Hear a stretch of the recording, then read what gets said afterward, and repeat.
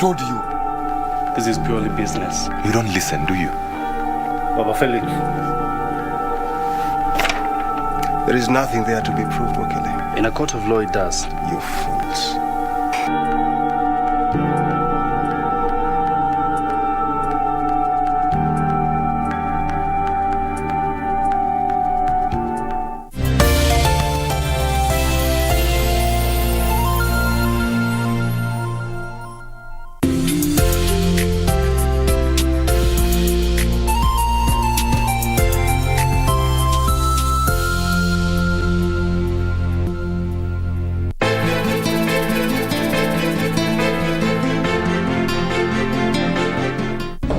Mimi nimekuja hapa nataka kuhudumiwa na niuliza habari ya kumaliza. Kumaliza nini? Piga nyote marufuku katika hii nyumba. Watakaje? Wewe wajua ninavyotaka. Sijui nilimpendea nini yule mwanamke. Haja yake ni kuniadhirisha tu. Nikutane na Lea. Wamuita nani paka? Wewe hapo.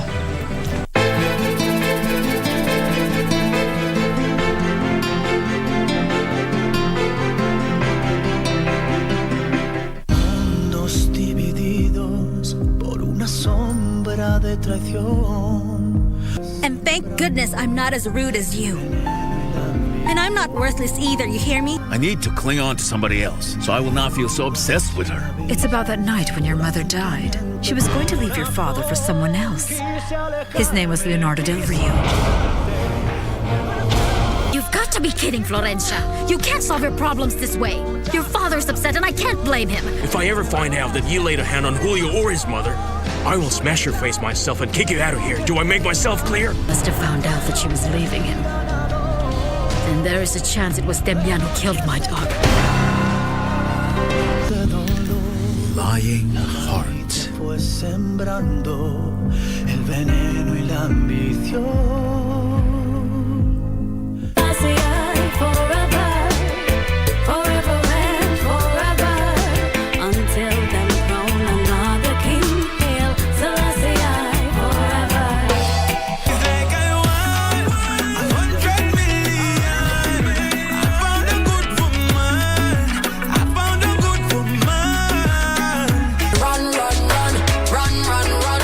Protect my love. I wanna spend all my money on you. Show you some love, cause I want to. You don't call anymore, cause I'm still thinking about you. Have you found somebody new? I guess the rumors are true, but you don't call anymore.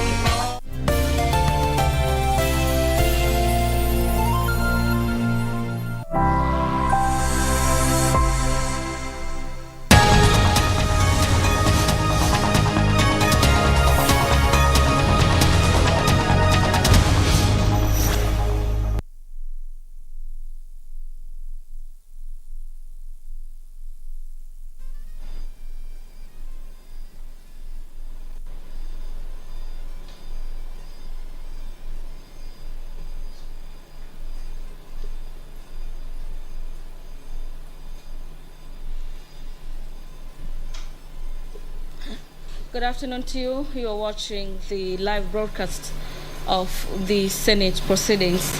Today being the 9th of February, the year is 2022. This broadcast is brought to you courtesy of the collaboration between the Parliamentary Broadcasting Unit and the Kenya Broadcasting Corporation. A lot has been lined up before the floor of the Senate, and to just take you through the highlights in the order of business is that 3 procedural motions will be moved by the Senate Leader of Majority, and the first procedural motion is on the limitation of debate on motions. The other motion will be seeking to limit the debate on adjournment motion, and lastly the limitation of debate motion on the address by His Excellency the President. Thereafter, the House will be moving to approve the Senate calendar for the 6th session, and this is a motion by the Senate Leader of Majority. The approval of the sittings of Wednesday morning with respect to Part 1 of the Senate calendar is also another motion that will be moved before the floor of the House to allow for senators to be sitting on Wednesday morning at 10 a.m. The Committee of the Whole will be considering a couple of bills that members will be resuming debate on. The Heritage and Museums Bill, Senate Bill number 22 of 2021. The County Oversight Accountability Bill, Senate Bill number 17 of 2021 by Senator Ledamo Lekina. And equally, the Committee of the Whole will be resuming debate as well as vote on the County Government's Amendment Bill, this being a bill by Homa Bay Senator Moses Kajwang. The Election Campaign Financing Amendment Bill, Bill number 51 of 2021, is currently at the second stage. The Political Parties Primary Senate Bill number 35 of 2020, a bill by Senator Dr. Isaac Mwaura, is a bill that senators will be deliberating on. The National Cohesion and Peace Building Bill, Senate Bill number 19 of 2021 by Senator Judith Pareno, is also a bill that senators will be making their input in regards to proposals in that particular bill.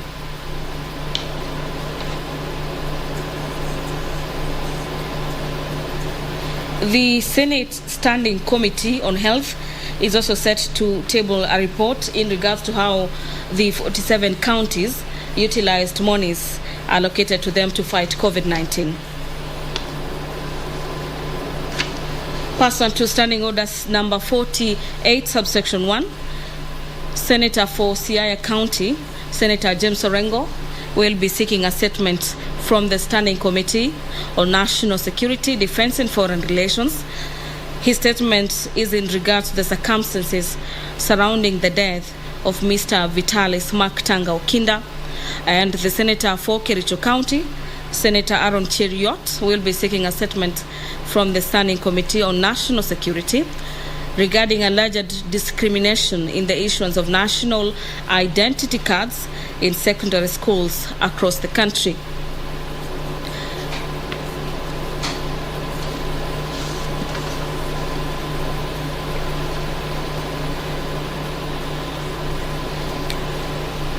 A couple of reports are also set for tabling before the floor.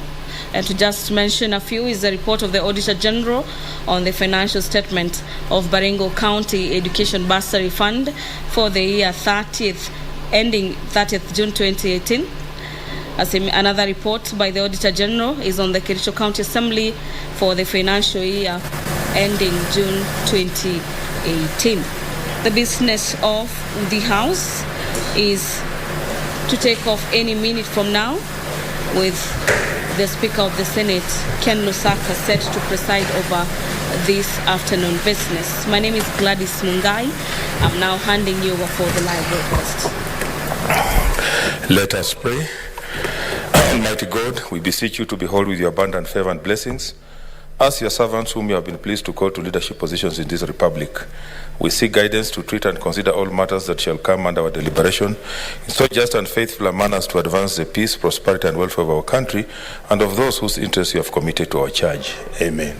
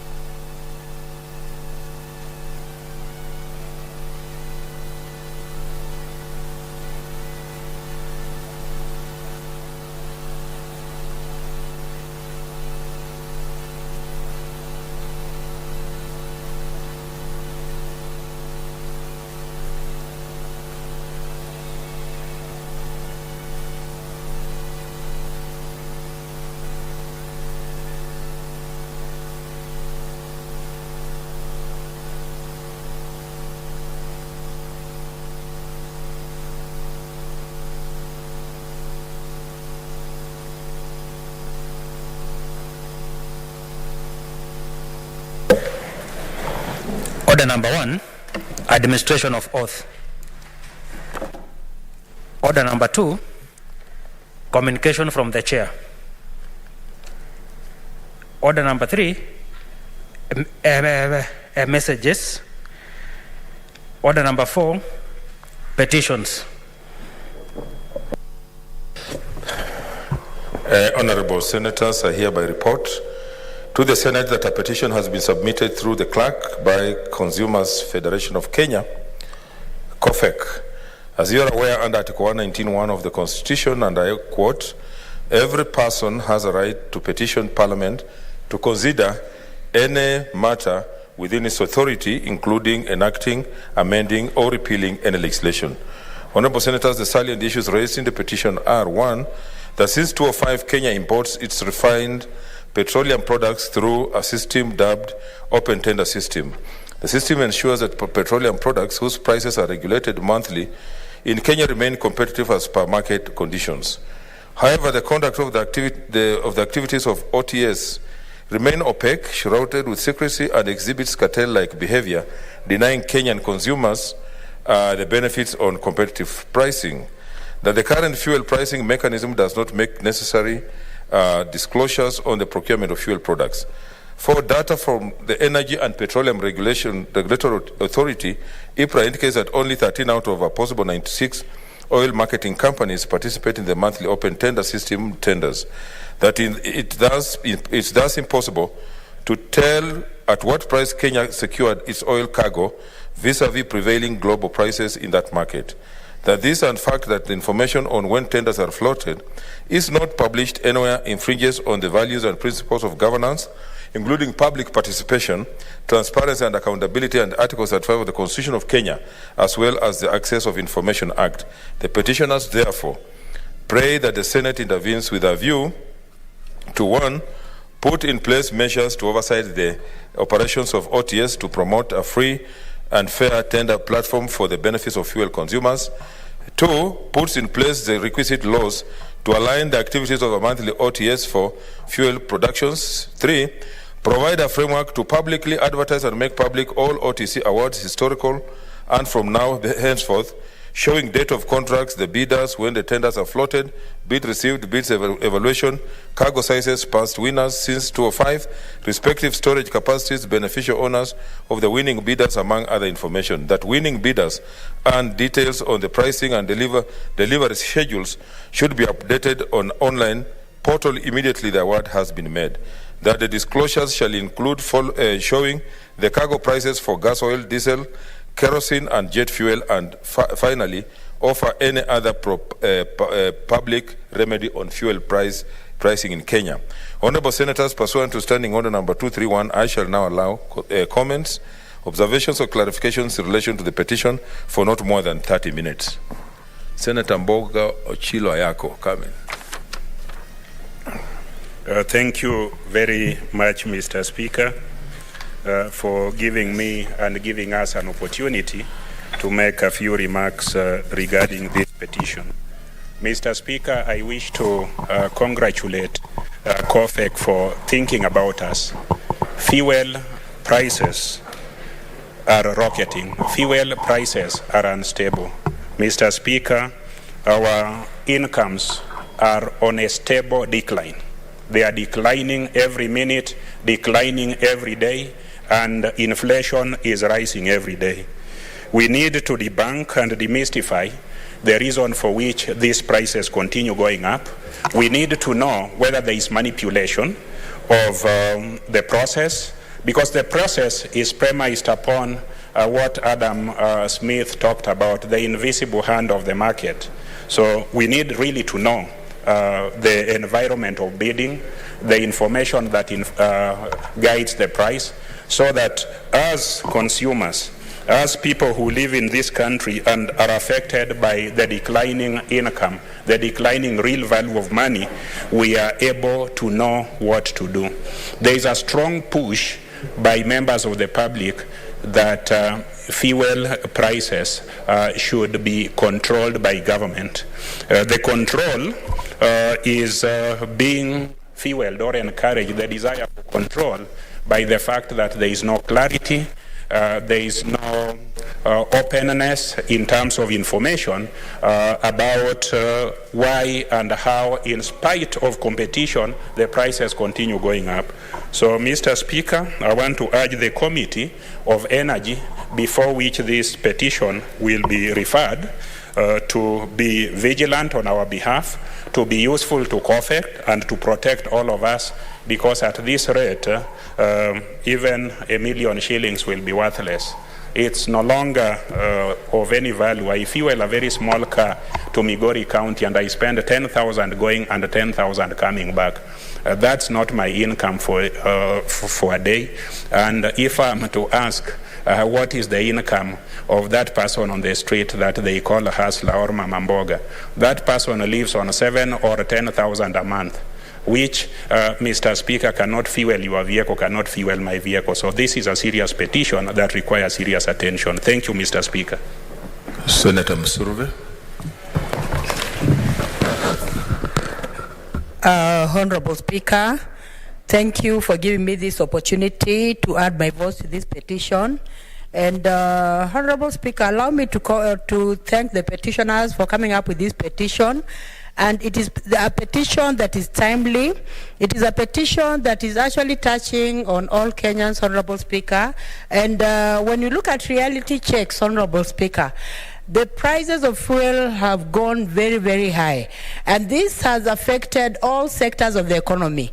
Like, for instance, if you're traveling from one place to another, you'll find that the transport has escalated ×3 when we look back maybe 2 years ago. So there is need for intervention so that the government actually intervenes and ensures that the prices of fuel go down, because if the prices of fuel go down, then it means that the economy will also improve, Honorable Speaker. And when it comes to fuel, Honorable Speaker, it is in demand, and the economy of scale entails that if something is on high demand, then if the production of the commodity is high, then the prices should go down, Honorable Speaker. So there's need for intervention, and I want to mention also something that the petitioners have touched on. They've touched on the issue of tenders, Honorable Speaker. One thing that must be clear is that tenders must be transparent. Tenders must be in public domain. There is need for even public participation on how tenders can be awarded, Honorable Speaker, and there is need also for an oversight on the petroleum products, because without the use of oversight, Honorable Speaker, then there's going to be a lot of opaque issues happening in the organization. Honorable Speaker, there is need for advertisements to be done in the public domain. There is need for shortlisting to be done in the manner in which it is provided for by law, Honorable Speaker, and then the bidder that is favorable should be given, Honorable Speaker. And even, Honorable Speaker, as we are talking about this issue, we need to ask ourselves, what is the value addition for these products, Honorable Speaker? When you're talking of value addition, we are looking at our youths in terms of employment. Is it also engaging our youth so that our youths are also employed as a result of these products, Honorable Speaker? Because we have been talking about the local content bill that has been sponsored by Senator Gideon Moi, and it is very clear that any kind of organization that is in an area or in a country should be able to benefit even the locals, Honorable Speaker. So I want to say, Honorable Speaker, that this petition should not be taken lightly. They need to have a matrix of how the tenders have been done. They need to have also a matrix on the bidders that came on board. They need to have a matrix on the how the tenders have been awarded, Honorable Speaker. And even as we talk about this, Honorable Speaker, there need also for corporate social responsibility, Honorable Speaker. It is just well being that if an organization is doing well, then it should be able to give back to the public, Honorable Speaker. So there need to have a matrix of what the organization is doing in terms of even reaching out to the needy Kenyans. For instance, even educating the orphans. For instance, even stepping in for PWDs and also widows, Honorable Speaker. Because good organizations are usually sensitive to the public, Honorable Speaker, and corporate social responsibility needs to be incorporated in any organization that is earning money, Honorable Speaker. So, Honorable Speaker, I support this petition, and I hope that it will go to the next level and will be treated in the manner in which it needs to be treated. That is a seriousness matter, Honorable Speaker. Thank you for giving me the opportunity. Senator Langat. Thank you. Thank you, Mr. Speaker, for also giving me this chance to add my voice on this. And I want to say that I support this particular petition very strongly, Mr. Speaker, because of the fact that, the prices of petroleum products in this country is very alarming. And we want to note very well that petroleum in this particular country drives other economic institutions. For example, when it comes to the sector of transport. This particular skyrocketed prices of petroleum in this country has really affected more especially the small-scale industry.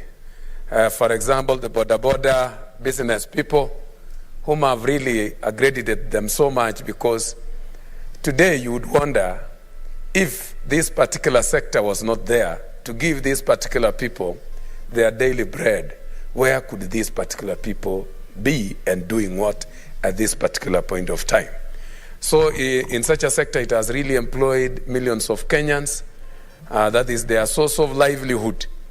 And if we continue entertaining the day-to-day skyrocketing prices of petroleum, therefore we are watching seriously a particular state where businesses, especially the small-scale businesses that are actually depending on petroleum products, declining. So I want to say, even comparatively, Mr. Speaker, within our region, the other month we were in Tanzania on sports, and we were shocked that the prices of petroleum products in our neighborhood is almost twice less than what we are experiencing in our country. Even just across here in Uganda, petroleum products are very much lower than what we are experiencing in Kenya. So we cannot actually rule out the fact that could be there are cartels in the process of managing and controlling and regulating prices of petroleum in our country. There must be cartels. And if we are not careful, more so in this particular period of time, where the country is highly polarized on political issues, more cartels will come in so that they could use such corrupt achieved money from such sectors for campaigns. So, or actually to sponsor those whom they think that they can win campaigns so that they can come and benefit from their governments. So we are supposed, as this particular house, we are supposed to do something. And I want to thank the petitioners very much, Mr. Speaker, because they really trust this particular house. Rarely do we find in the other house petitions of such magnitude landing there. That shows that the people of this country still trust the Senate to bring solution to most of the problems that are facing them. So I want to congratulate this house through you, Mr. Speaker, because it is the only house so far that receives serious petitions, and I would like to call upon the Committee on Energy to investigate this particular matter seriously and as soon as possible, because time is of essence, so that this particular very disturbing situation of fuel prices in our country is brought to an end. So I would like to support these petitioners and even encourage other Kenyans with different issues to bring their petitions and their statements to this particular house, because I strongly believe this is where their solutions are found. So, Mr. Speaker, I want to support this petition and actually encourage the committee concerned to make sure that the solution to this problem is brought as soon as possible. Thank you. Senator Mary Yane.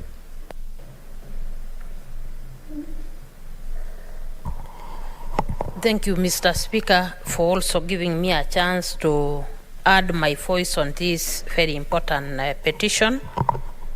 And from the onset, I want to congratulate the petitioners for having brought this petition on behalf of many Kenyans.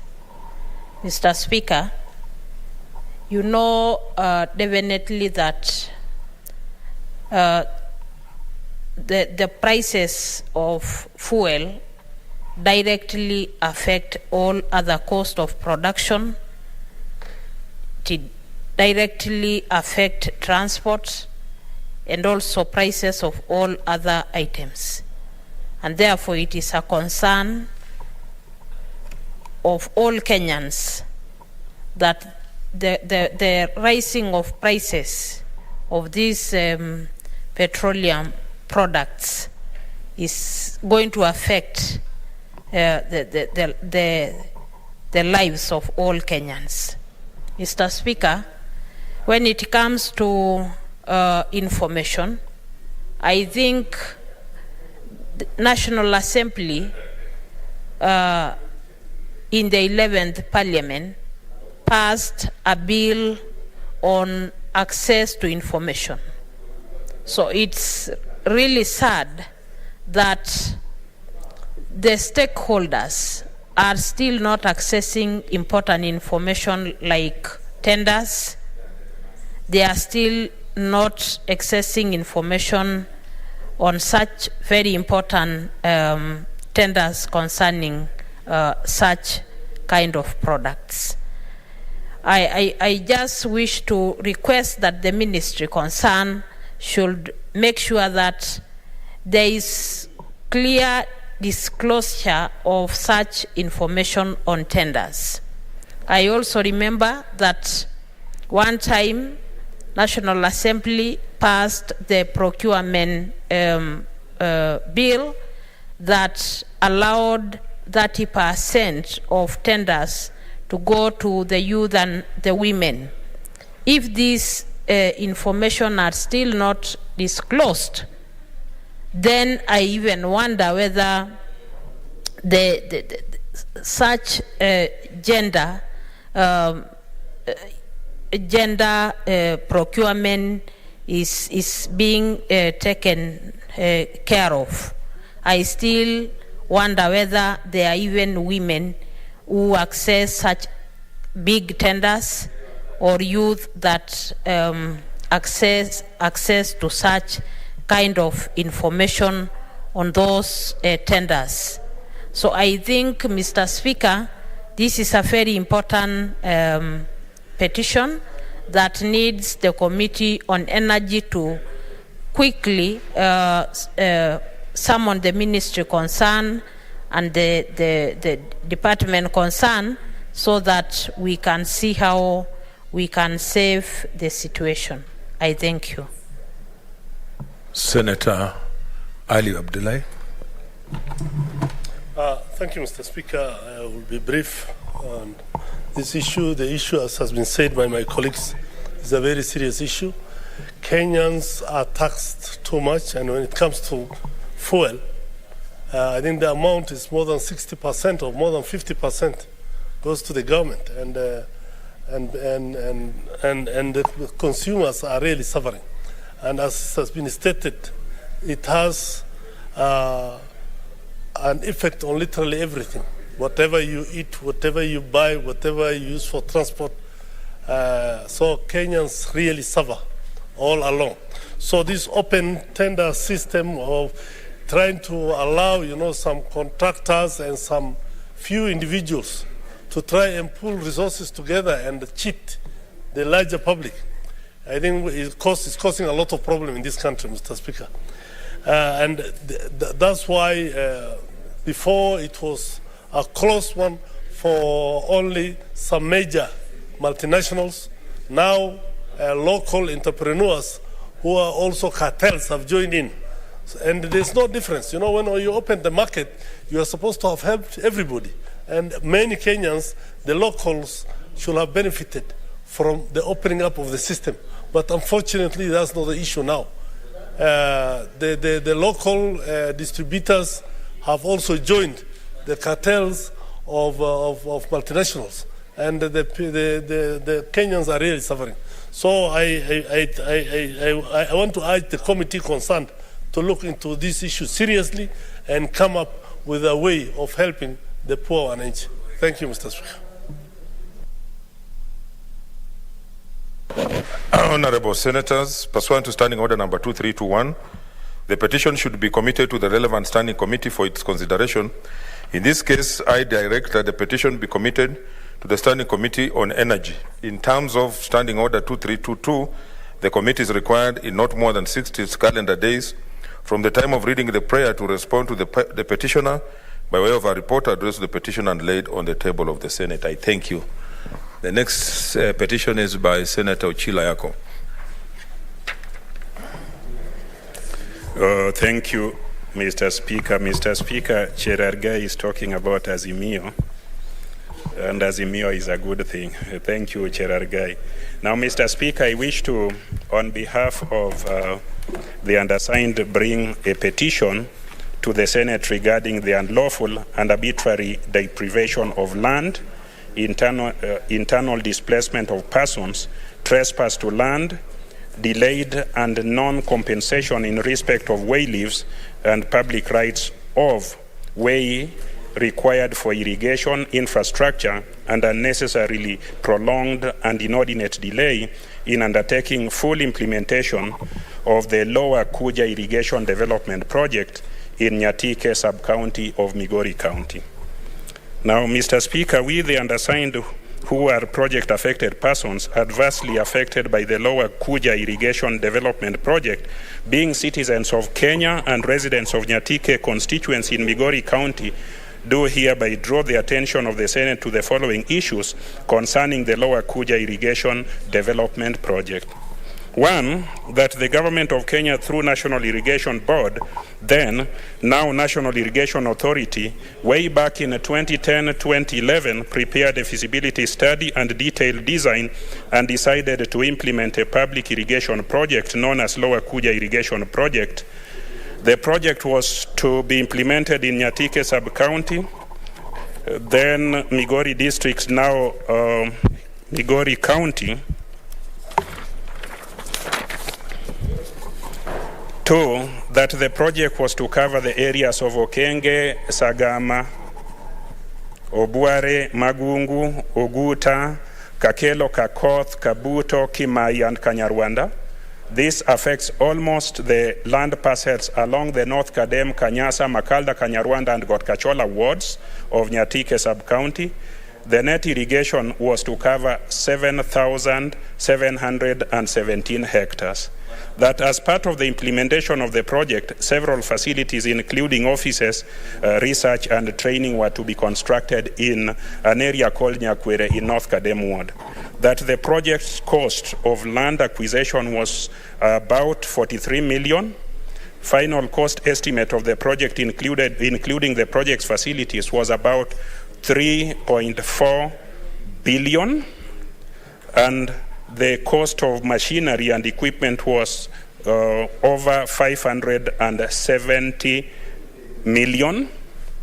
Now, Mr. Speaker, the total cost of the project was slightly over 4 billion. That Nyatike sub-county should benefit from this project, and that the people affected by the project were equally to be compensated. Six, that despite an environmental impact study and assessment feasibility study detailed design being undertaken, necessary reports prepared, applicable licenses issued, and the construction of the project having begun in 2012, the project has not made meaningful progress. And it appears to be having convenient saboteurs.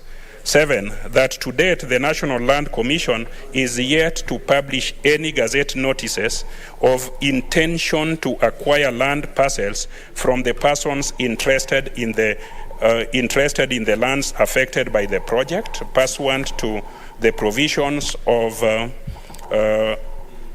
Sections 107 sub 5 and Sections 112 of the Land Act 2012. That the National Irrigation Authority commenced the construction of civil works at Block 3, Sagama Village, by first uprooting all vegetation and destroying what was there, but nothing has not been developed in that area. Number 9, that the activity destroyed all the known and hitherto existing land boundaries of the area between different parcels of land and owners. Further excavation of what would have been part of the main drain number 1 was embarked on, which cuts across people's lands and diverts water from areas excavated. 10, that there was an existing natural storm drain known as Gunga/Adak/Anyuongi, which was used to drain water towards Lake Victoria, that has now been destroyed. That the project was to cover the... let me just get to the... 11, that several other makeshift irrigation structures were then created over people's lands in between people's homes and dwellings. Paddy growing was then introduced in the area.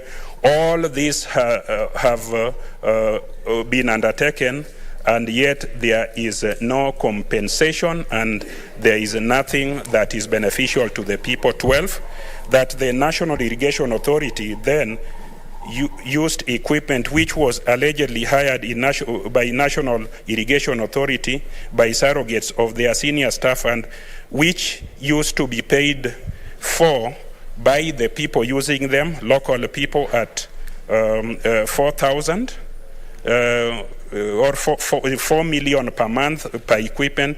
That was a clear manifestation of conflict of interest. 13, that when the locals demanded their land back, the scheme stalled and the equipment was withdrawn. So the area now looks like wasteland. That natural storm drains were interfered with, so much so that now when it rains, the place is flooded and you cannot distinguish between what used to be a good place and a part of Lake Victoria. That the project as that it seems now has been abandoned, that the landowners of the affected land are concerned about the lack of uniformity and transparency in addressing complaints. Try to summarize because your time is almost up. Okay. Thank you, Mr. Speaker. This is a weighty matter. I'll do my best. Therefore, the people of Nyatike of Migori County are requesting the Senate to ensure that the process of compensation, compulsory acquisition of land and or public rights of way or way leaves required for the Lower Kuja projects be commenced and be undertaken, and compensation be given to them.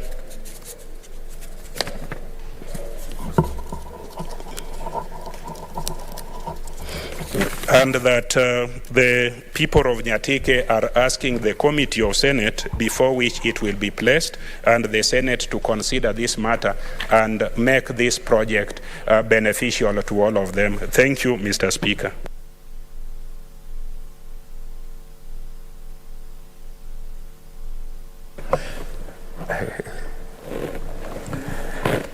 Okay, Honorable Senators, pursuant to Standing Order number 231, I shall now allow comments, observations, or clarifications in relation to the petition for not more than 30 minutes. Senator Musurube. Thank you, Honorable Speaker, for the opportunity. Honorable Speaker, just from the onset, I would like to say that this is irony of ironies. And it is unbelievable that a project can be earmarked for completion the year 20 to 2021, and then eventually even 10 years beyond. The project has not been completed, Honorable Speaker. It is unfortunate that this project, the Kuja irrigation project, was supposed to help the locals. But when even the project was earmarked and started, I want to believe that money was set aside for this project, and I want to believe that a feasibility study was carried out to show that this project was necessary, Honorable Speaker. Now, if the feasibility study was carried out and they saw that the project was viable and it was going to help people, it is unfortunate that this project has inconvenienced people, that people's land was taken. There was a lot of interference inside and between people's lands, and there is no compensation for the inconveniences. Honorable Speaker, it is the honors of this House to ensure that there is compensation for the locals of Nyatike, for the locals of this project, so that it benefits the locals, Honorable Speaker. Many times Kenyans do not know where to really throw their worries and frustrations to, because sometimes they're inconvenienced inconvenience, and when they're inconvenienced, nobody helps them. Like in this case, there is need for people's land to be compensated, Honorable Speaker. And Honorable Speaker, when the government comes up with a project, it is usually a contract to the people of Kenya. That the people of Kenya, listen, this is what we want to do with you. This is what we want to do. We want to deliver. So that contract is between the government of Kenya and the people of this republic. And the contract must be delivered, Honorable Speaker. The contract needs to be delivered in the manner in which it is done. That is, it needs to be completed within the time frame, Honorable Speaker. It is very, very painful that more than 10 years ago, more than 13 years ago, this project is still a white elephant, Honorable Speaker. So there's need for the government to intervene and ensure that this project is brought to conclusion, Honorable Speaker. Because, Honorable Speaker, when you're talking of irrigation is very important, especially in times when there's no rain, Honorable Speaker. Everybody knows the importance of water, Honorable Speaker. So it is just a good taste that the people of Kuja get the rightful benefit of having this project completed, Honorable Speaker. Because if it is completed, the youth in that area is going to benefit, Honorable Speaker. They're going to get jobs, Honorable Speaker. And we're talking of employing youth. There is no need of youth in this area coming all the way to Nairobi or other cities or even in Kisumu to look for jobs, Honorable Speaker. This project is supposed to create employment for the youth, Honorable Speaker. So in all fairness, Honorable Speaker, and I want to thank Senator Ochilo for being concerned about these people. In all fairness, Honorable Speaker, there is need to conclude this matter, Honorable Speaker. Thank you. I support this petition. Senator Agnes Zani. Mr. Speaker, I stand to support this petition. It's very clear. The prayers are very clear. And clearly, it's about projects which start and no clear pathway has been created for the progression and indeed the completion of those projects. And midway, things stall, and then there's nobody to address. And it seems like it's not clear even who is responsible for all this. Mr. Speaker, it's important that as this petition is being addressed, that the necessary and the relevant organizations that need to have already put everything into place are approached to do so. They're not indicated in the petition, Mr. Speaker. It's only said that the National Irrigation Authority are the ones who started this project. But clearly when it comes to certain rights, compensation, certain rights about public utilization of land, the rules in place and how that should be done, then relevant players, both at the national level and the county level, become very, very relevant for that. I think this petition is well placed. It's a petition regarding Migori County, specifically Lower Kuja Irrigation Development Project in Nyatike, sub-county of Migori County. And I think it is rightly placed within this Senate so that appropriate investigations can be made. Mr. Speaker, I suspect this is a situation where there's going to be a lot of blame game. One organization will say, we did this part, but the other one didn't do this part. I would suggest that all the relevant players, once they've been identified, all be put together to discuss everything at once so that no blame game can be laid on another person. And then when further investigation is made, the lacuna is created. So the prayers are very, very key, basically on compensation. And they've said it very, very clearly that there's been disruption of vegetation during this project, deprivation of land, which means also increased impoverization and not being able to grow their food, not being able to work on their land, makeshift structures on the land which have been put, which were meant to be used by the workers, and no clear structuring about that in terms of for how long they're there and how are they going to be used. And then again, just all this sort of organizational projection that seems clearly something has gone completely wrong. So I think we need to delve into this as quickly as possible, Mr. Speaker, and be able to save the people of Lower Kuja Irrigation Development Project, give faith to Nyatike sub-county of Migori County project, especially those who have been affected by this whole development project that has gone haywire. One thing which is very critical is that the respect of public rights required during infrastructural development is very key. And Senator Musuruvi has already talked about feasibility studies, for example, but any development project really needs to be able to ensure that some agreements have been made, cooperation has been established, what is to be done, when, how, and all that sort of infrastructural issues have been put into place. If there's going to be any sort of disadvantage, any sort of disruption, it needs to be identified in advance and the best mitigation put in place to ensure that any disruption is minimized. It is time then that this petition is looked into and that it can be sorted by the Senate of Kenya. Thank you, Mr. Speaker. Senator Halaka Abshiro. Thank you very much, Mr. Speaker. Mr. Speaker, I rise to support this petition.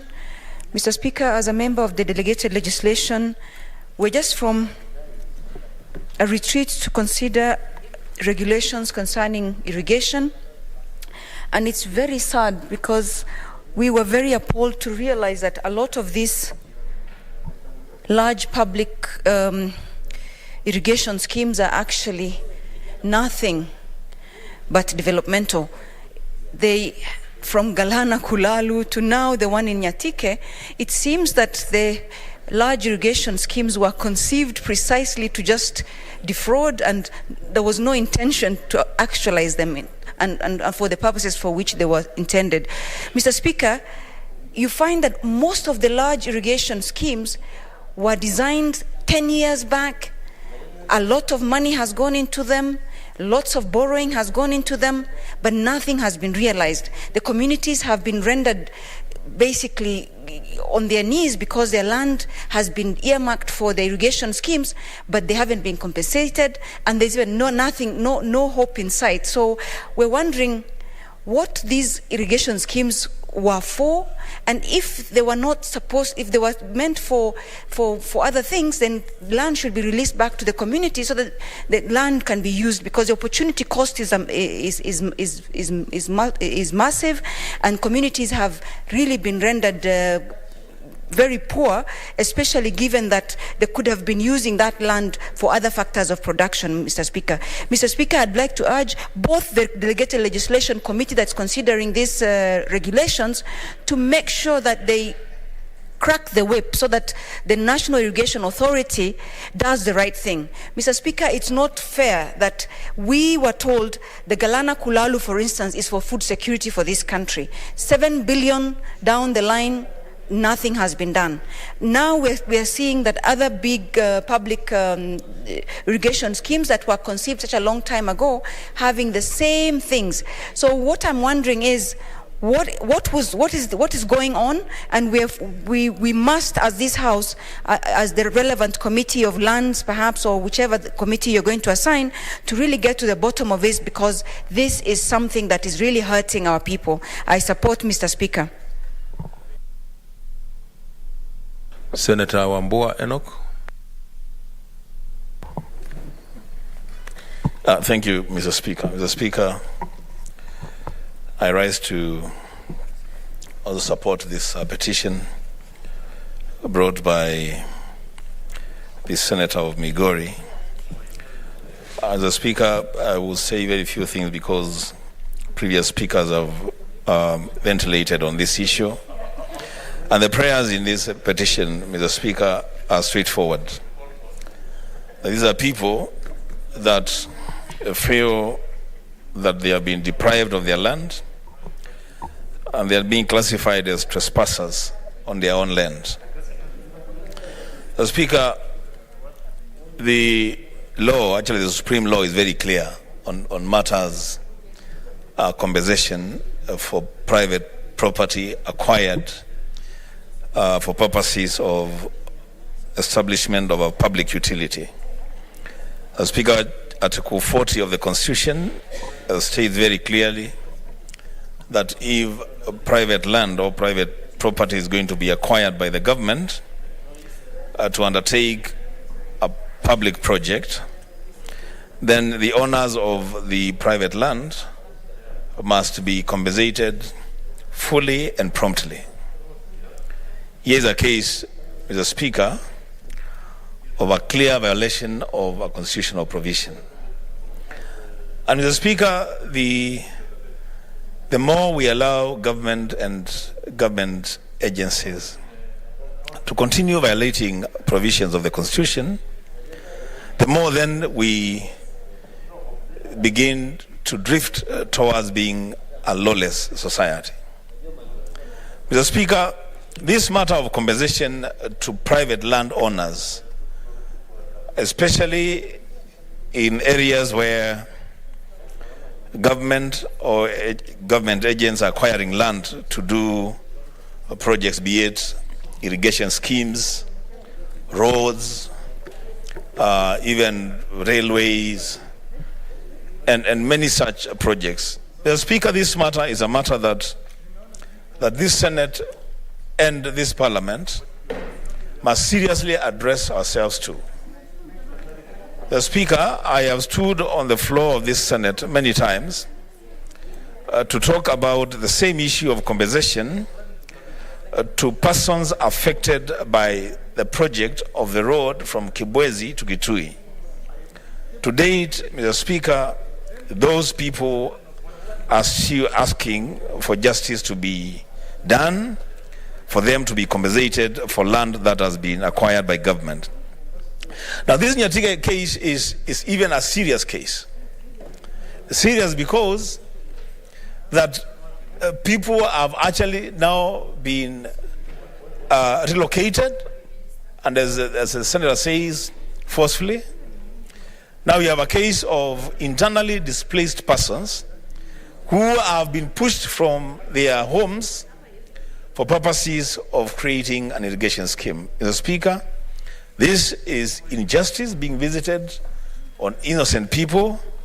I will ask Mr. Speaker that the committee to which this petition will be committed then moves with speed to engage with all the stakeholders on this matter and ensure that justice is not just done, but justice is seen to be done. I thank you, Mr. Speaker. Senator Mogeni. Eric. Thank you, Mr. Speaker. First, Mr. Speaker, if the people of Migori are watching, I must first really thank and single out for their senator for showing passion in fighting for the rights that affect his people. Mr. Speaker, I sat here and I listened. Senator Uchilo read this petition for close to 12 minutes, one of the longest petitions we have ever heard from a senator. So I must congratulate him, and I hope the people of Migori have taken note that they have a senator who is ready to fight for his people. Secondly, Mr. Speaker, you know, there are matters that come to this house, which we just note, but there are other matters that come to this house and they raise serious issues. Mr. Speaker, if a government can be accused of unlawfully and arbitrarily depriving citizens of their land without compensation, then are we really in a state of rule of law, Mr. Speaker? And, Mr. Speaker, I've visited the county of Migori. Nyatike is, when you map out Migori, Nyatike has the highest poverty levels in this country.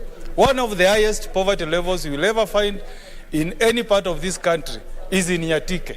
So if as a government, Mr. Speaker, you acquire land for way leaves, you acquire land for irrigation, and you don't pay these poor people, what message are we sending as a government, Mr. Speaker? Mr. Speaker, may I want to go on record that this is one of those very serious issues that have been brought to the House and that should receive serious attention by the committee that is going to be privileged to look into this matter, Mr. Speaker. You cannot cause internal displacements through acquiring land to run government projects. Mr. Speaker, that should never be heard of. That should never happen in a democratic country like ours, Kenya, Mr. Speaker, because government budgets and the plans for projects. So the question I want to ask this afternoon, Mr. Speaker, where did the money that was planned to compensate the people of Nyatike go to? Who is this who does not care about the people of Nyatike, Mr. Speaker, who are now internally displaced in their own county, in seeing their own land being taken away without compensation. Mr. Speaker, this is a matter that really we should summon the minister. I don't know who is the minister in charge of irrigation. The minister should really appear here and tell us, Mr. Speaker, whether we care for the land rights of the people of Kenya. We enacted our 2010 Constitution, Mr. Speaker, and we said, Mr. Speaker, no Kenyan will have his land forcibly taken away without compensation. So who is this who does not respect the Constitution of the Republic of Kenya, Mr. Speaker? This is a serious matter, Mr. Speaker, and I really have a lot of sympathy, Mr. Speaker, for the people of Migori who are poor, who are vulnerable, Mr. Speaker, who may not even have money to look for lawyers, to push for their compensation. The only voice they have is their good Senator Uchilo, Mr. Speaker. This is really, we must call some people to order, Mr. Speaker. As the Senator Abushiro was contributing on the floor, we had a meeting with some government officials last week who spoke to us about Galana Kularu irrigation project. And you'll be shocked, Mr. Speaker, that a poor country like Kenya has pumped in 5.7 billion for that project. And there is no value for money, Mr. Speaker. And yet we are just proceeding as if everything is normal. Mr. Speaker, that's not the way we should run our business. I've spoken severally on this floor that if you look at other countries like the US, when they set up the Tennessee Valley Authority, you will see value for money, Mr. Speaker. It's a project that Americans are proud of. More than 80 years after the project was set up by the late President Franklin Roosevelt. But in Kenya, you read about Galana Kulalu, nothing. Now we are reading about Lower Kuja irrigation project. There is nothing. That is not a prudent way of spending our taxpayers' money, Mr. Speaker. And I hope, Mr. Speaker, that this petition will elicit some answers.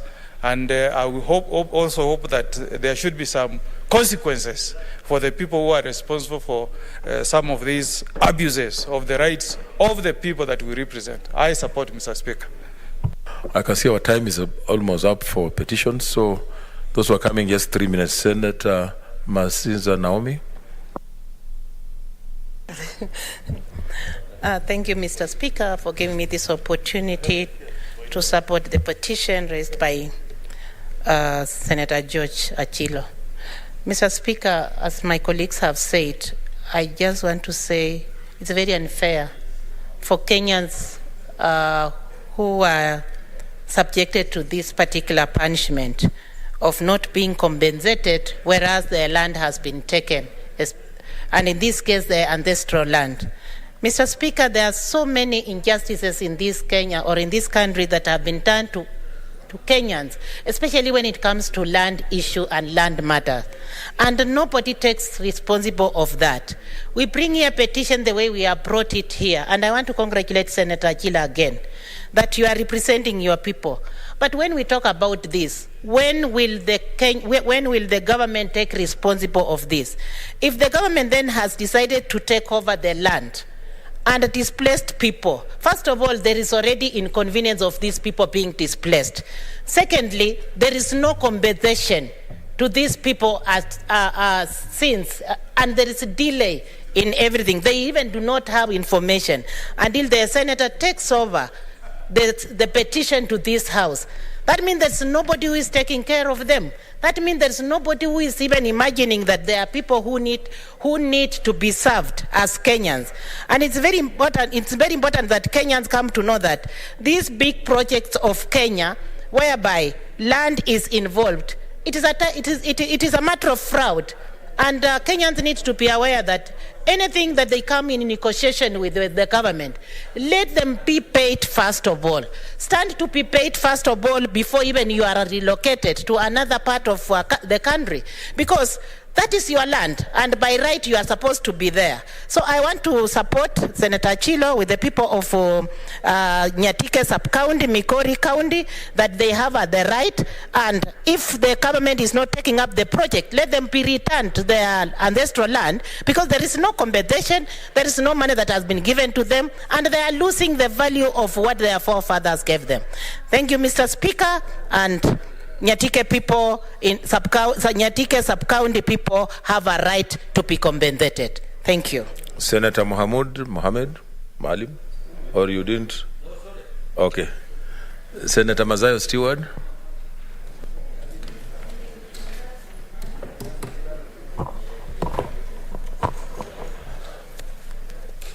Asante Bwana Spika.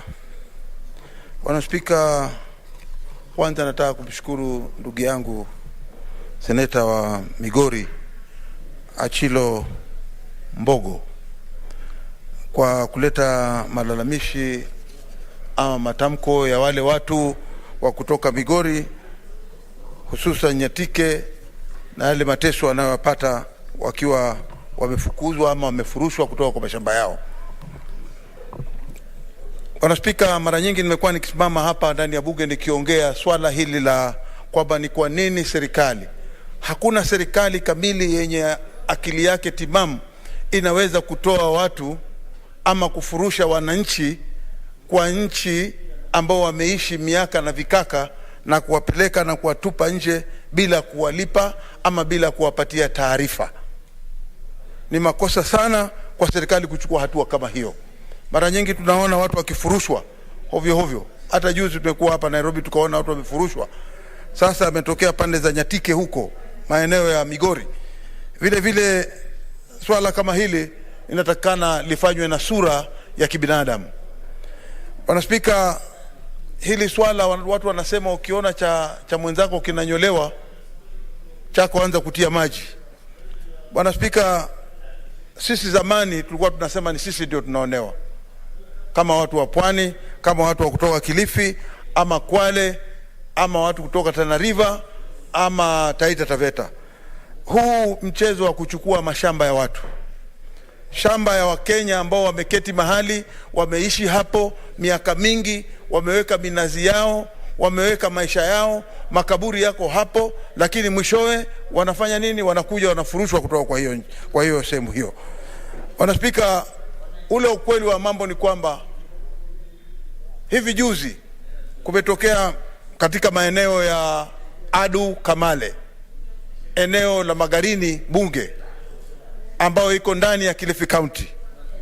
Bwana Spika, watu wa Adu Kamale, ardhi ilikuwa imetengwa yao, hivi sasa ardhi yao imechukuliwa. Na imechukuliwa na ubepari, imechukuliwa na nguvu, na wameambiwa waende kokote, hiyo ardhi imechukuliwa na mabwenyenye fulani. Bwana Spika, ni jambo la kusikitisha kuona sehemu hiyo ambayo hivi sasa ilipimwa na watu wenyewe wakaambiwa wanajulikana pale walipo. Bwana Spika, si jambo zuri kwa watu wakazi wa kule Mulunguni ama Kamale.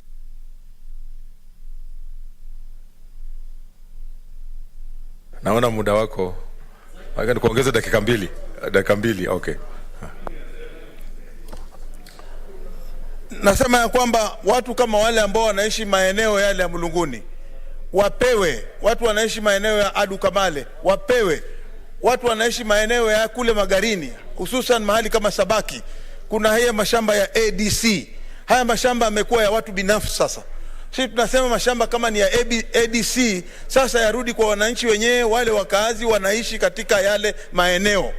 Hususan tukisema hivyo ni kwamba serikali iwache mchezo wa kufurusha watu kutoka kwa mashamba yao, ama kuweza kuleta watu ambao wanastakabadhi bandia waende kwenye mashamba wachukue na hatimaye waseme kwamba hayo mashamba ni yao, hali tunajua ya kwamba mashamba ni ya serikali na si yao hata kidogo.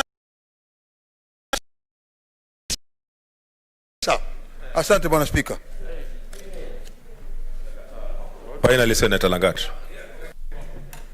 Thank you, Mr. Speaker, for also giving me this chance. And I want to say that land issues are very emotive, especially in our country, Mr. Speaker. In fact, I want to support strongly this particular petition from Senator Dr. Chilo Ayako. And I want to say that it is not only affecting people of Migori County, but the same issue is all over this country, whereby the government is taking land, evicting people from their ancestral lands for the benefit of the government, and finally not compensating these particular people. It also affects where I come from, Mr. Speaker, especially the White Highlands, where our ancestral land fell into the hands of the white people up to this particular time. In fact, we used to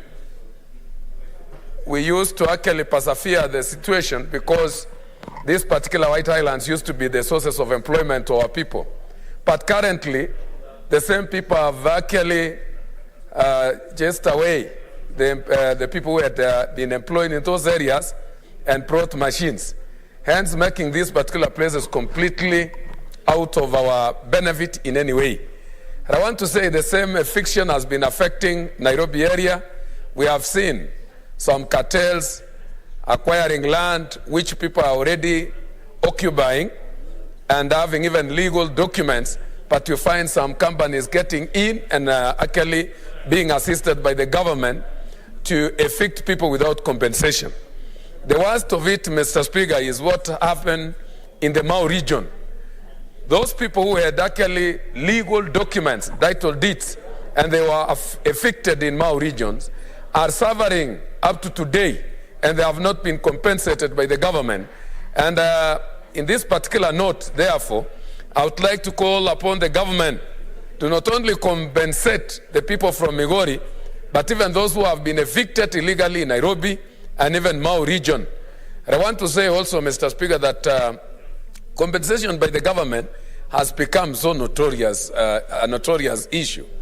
I also would like to remember that during the post-election violence of 2007, the people who were actually affected along the Nyamira and Bomet County were not compensated as it was expected. So I want to say that I support this particular petition, and I would like to call upon the committee that will take over, not only to investigate this particular issue in Migori, but to cover most of the people who have been mistreated in our country through unfair or politically motivated eviction in our country, so that these people be compensated and they live well in their land. Thank you, Mr. Speaker. Okay, order, senators. Order. Take your seat.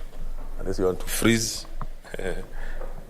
Honorable senators, pursuant to Standing Order number 2321, the petition is committed to the Standing Committee on Agriculture, Livestock and Fisheries, which is the relevant standing committee for its consideration. In terms of Standing Order 2322, the committee is required in not more than 60 calendar days from the time of reading the prayer to respond to the petitioners by a way of report addressed to the petitioner and laid on the table of the Senate. I thank you. Before we go to the next order, I also have a communication to make.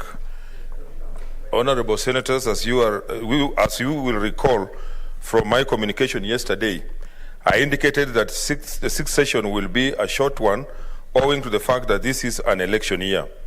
Critical business still remains to be dispensed with. In this regard, the Senate Business Committee, at its inaugural meeting held yesterday, Tuesday, 8th February 2022, considered the legislative business pending before the Senate and took note of the high number of bills and petitions that are yet to be concluded. The committee expressed concern that certain motions and bills on the order paper keep recurring owing to the unavailability of sponsors to prosecute them.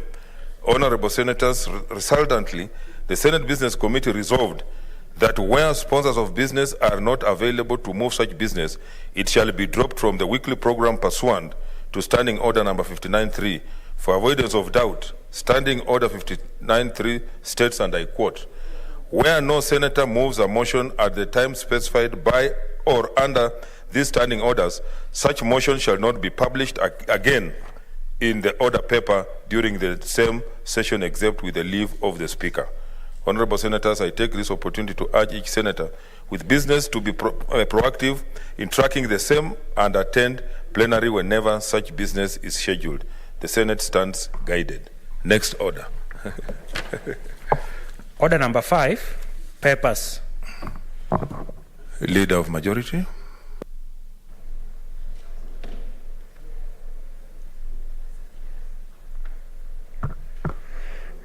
Thank you, Mr. Speaker. Sir, I beg to lay the following papers on the table of the Senate today, 9th February 2022. Number 1, Senate calendar for the 6th session, February to June 2022. 2, report of the National Treasury and Planning on the status of the Kenya economy, December 2021. 3, report by the National Treasury on all new loans contracted by government from 1st September 2021 to 31st December 2021. 4, annual report and financial statement for the Office of the Controller of Budget for the financial year 2019-2020. 5, report of the Controller of Budget on the National Government Budget Implementation Review for the financial year 2020/2021. Report of Controller of Budget on the National Government Budget Implementation Review for the first quarter for the financial year 2021-2022. 7, report of the Controller of Budget on the County Government's Budget Implementation Review for the first quarter for the financial year 2021-2022. 8, the annual report of the National Police Service Commission for financial year 2020-2021. 9, the 9th report on status of public service compliance with the value and principles of in Articles 10 and 232 of the Constitution. 10, the annual report on the state of judiciary and the administration of justice for the financial year 2020-2021. 11, the Commission on Revenue Allocation recommendation on the county government's recurrent expenditure budget ceilings for the financial year 2020-2023. 12, the annual report of the Commission on Revenue Allocation for the financial year 2019 to 2020. 13, the Controller of Budget Regulation Legal Notice number 254 of 2021. The designation of basin areas Legal Notice number 235 of 2021. Report of Auditor General on the financial statement of Kilifi County Assembly Car Loan and Mortgage Scheme Fund for the year ended 30th June 2014. Report of Auditor General on the financial statement of Kilifi County Assembly Car Loan and Mortgage Scheme Fund for the year ended 30th June 2015. Report of Auditor General on the financial statement of Kilifi County Assembly Car Loan and Mortgage Scheme Fund for the year ended 30th June 2016. Report of Auditor General on the financial statement of Baringo County Bursary Fund for the year ended 30th June 2016. Report of the Auditor General on the financial statement of Baringo County Small and Medium Enterprise for the year ended 30th June 2016. Report of Auditor General on the financial statement of Baringo County Executive Members Mortgage Scheme Fund for the year ended 30th June 2016. Report of the Auditor General on the financial statement of Kilifi County Assembly Car Loan and Mortgage Scheme Fund for the year 30th June 2017. Report of Auditor General, the financial statement of Baringo County Executive Bursary Fund for the year ended 30th June 2017. Report of Auditor General on the financial statement of Nyeri County Assembly Car Loan and Mortgage Fund for the year ended 30th June 2018. Report of Auditor General on the financial statement of Kilifi County Assembly Car Loan Mortgage and Scheme Fund for the year ended 30th June 2018. Report of Auditor General on financial statement of Baringo County Education Bursary Fund for the year ended 30th June 2018. Report of Auditor General on the financial statement of Kericho County Assembly Members Car Loan and Mortgage Scheme Fund for the year ended 30th June 2018. Report of Auditor General on the financial statement of County Assembly of Nakuru Car Loan and Mortgage Fund for the year ended 30th June 2018.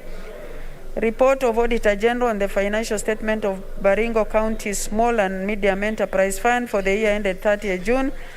Finally, report of Auditor General on the financial statement of Baringo County Executive Members Mortgage Scheme Fund for the year ended 30th June 2018. I thank you.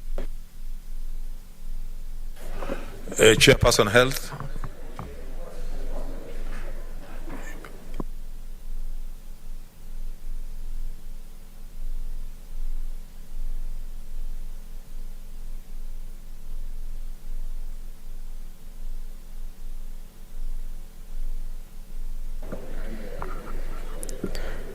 Mr. Speaker, sir, I beg to lay the following paper on the table of the Senate today, 9th February 2022. The report of the Standing Committee on Health on the Special Audit Report on utilization of COVID-19 funds by 28 county government.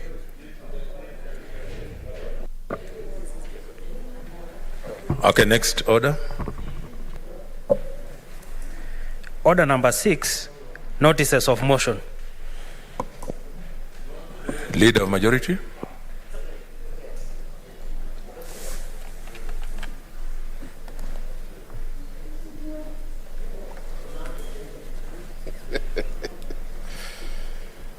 Mr. Speaker, sir, I beg to give notice of the following motion. Yes, sir. That pursuant to Standing Order 29-1, this House approves the Senate calendar regular sessions for the 6th session, February to June 2022, laid on the table of the House on Wednesday, 9th February 2022. On second one, I beg to give notice of the following motion. That pursuant to Standing Order number 31-3, the Senate resolves to hold sittings on Wednesday mornings with effect from 16th February 2022 to 9th March 2022, and that the sitting shall commence at 10 a.m. and end at 12:30 p.m. I thank you. Chair Health.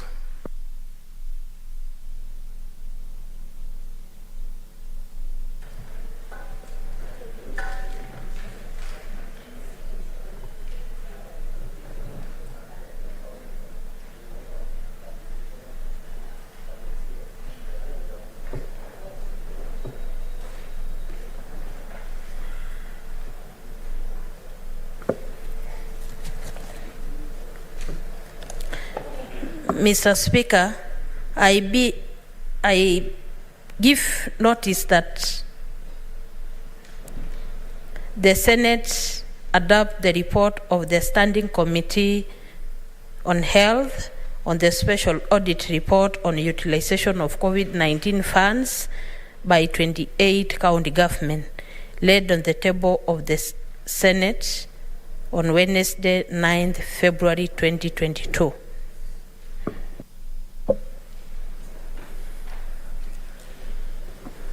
Order number 7, statements. Senator Musuruve. Thank you, Honorable Speaker, for the opportunity you've given me to make a statement on International Day of Women and Girls in Science. Mr. Speaker, sir, I rise pursuant to Standing Order 47-1 to make a statement on an issue of general topical concern, namely the International Day of Women and Girls in Science. Mr. Speaker, sir, the world marks the International Day of Women and Girls in Science annually on the 11th day of February every year. This was a result of a resolution of the United Nations General Assembly on 22nd December 2015. The day recognizes the critical role women and girls play in science and technology. The day's purpose is to promote full and equal access to participation in science for women and girls. Mr. Speaker, sir, the world needs science and science needs women and girls. The theme for the 7th International Day of Women and Girls in Science is Equity, Diversity and Inclusion. That is the Water Uniters. As we mark this day, Honorable Speaker, I would like to celebrate World Female Scientists. Marie Curie, a Polish-born French physicist and chemist best known for her contributions to radioactivity. She was the first woman to receive the Nobel Prize in Chemistry. 2, the first female scientist in the world, an ancient Egyptian physician, Mary Puta, was described in an inscription as chief physician. Honorable Speaker, it is notable that women and girls in science-oriented disciplines are a handful. Possible reasons attributed to these few female engineers include engineering culture, that is, there is the prevalence of values associated with the male gender role in workplace culture, and gender stereotypes, that is, low rates of female engineering culture, are factors that contribute to the current situation where men are dominant in the engineering fields. A study in 1964 found that both women and men believed that engineering was masculine in nature. In the past few decades, women's representation in the workforce in STEM fields, specifically engineering, was significantly improved. In 1960, women made up around 1% of all the engineers, and by the year 2000, women made up 11% of all engineers. Honorable Speaker, in Kenya, we must endeavor to scale up the number of girls and women in the STEM disciplines from an early age. As we celebrate Women and Girls in Science International Day, I call upon the national government in conjunction with the county governments to strengthen the Young Scientists of Kenya, that is the YSK initiative, that accords young people from across Kenya an opportunity to demonstrate innovation and showcase their scientific talents through a national science and technology competition. Honorable Speaker, I urge the Ministry of Education and Government of Ireland, in conjunction with the Ministry of Labour and other agencies, to motivate girls who take the STEM path in academia by funding their courses and ensuring that they are given jobs in science-related departments. The patron of YSK, who is the President of the Republic of Kenya, can go a notch higher in seeing to it that girls and women who have attained certificates in science courses are given job placements in their skills STEM-related areas. Honorable Speaker, it is unfortunate that there are lots of women who are in science-oriented courses who have certificates but have no jobs. I commend several colleges and universities nationwide that are attempting to decrease the gender gap between men and women in the engineering fields by recruiting women into their programs. Women's exposure to STEM courses during high school, planting ideas of positivism in women regarding engineering and creating a more female-friendly environment inside and outside the classroom are plausible strategies that can be used to achieve desirable results. In conclusion, Honorable Speaker, I call upon universities to encourage women to enroll in their graduate programs that offer STEM-related courses. Institutions need to emphasize the importance of STEM education in the undergraduate level, offer financial aid, and develop more efficient methods for recruiting women to their programs. Happy International Girls and Women's Science Day, everyone. I thank you, Honorable Speaker. Senator Farhia.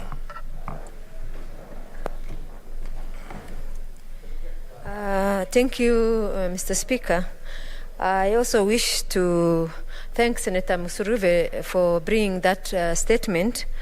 Mr. Speaker, girls, it's not that they are not interested in the science space, but a lot of times they get misguided. Let me even give a girl who is well known to me, who was in one of the best schools in this country. And when they were about to select sciences, she was advised by ladies who are also there that this is not a good course for you. Despite being among the top in terms of her class in that specific field of physics, she was told this is not a career for women, just drop it. And because of that misguidedness, the girl took some humanities course. And of course, she didn't do that well, because sometimes everybody has their own either science orientation or humanities orientation. And because she missed that the right career, she ended up doing well, fairly well still, but not as well as she would have done if she got the right guidance. Mr. Speaker, the other challenges that is facing girls in those spaces is that, like for example, engineering. When the girls do those courses, I know a girl who did engineering, finished, qualified, she couldn't get a job. She ended up just doing her master's in HR to just to be in HR field instead of the engineering that she was passionate about, and she studied and passed her very well. So, Mr. Speaker, there is a lot of,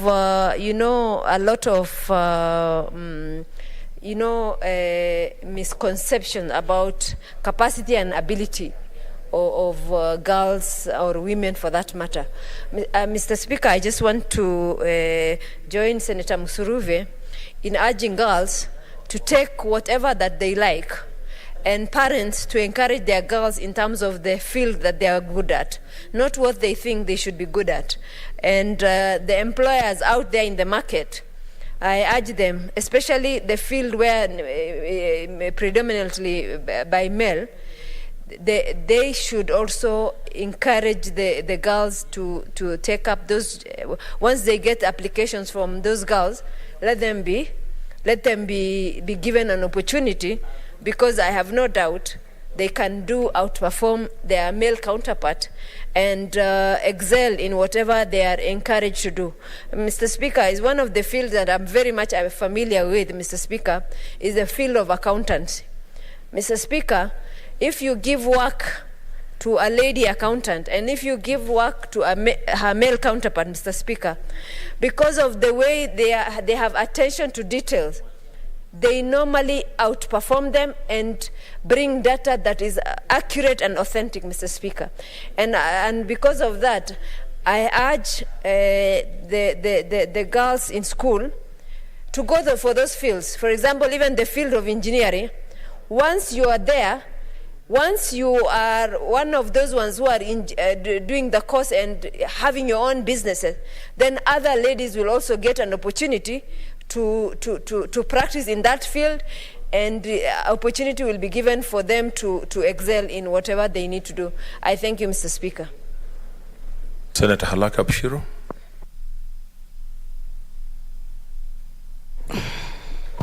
Thank you, Mr. Speaker. Mr. Speaker, I rise to support this statement and to congratulate Senator Musuruve for bringing it to our attention, and that women and girls in STEM is such an important issue right now as we speak, and that the barriers to women and girls to pursue courses in science and technology is something that this country needs to keep an eye on and to keep a spotlight on.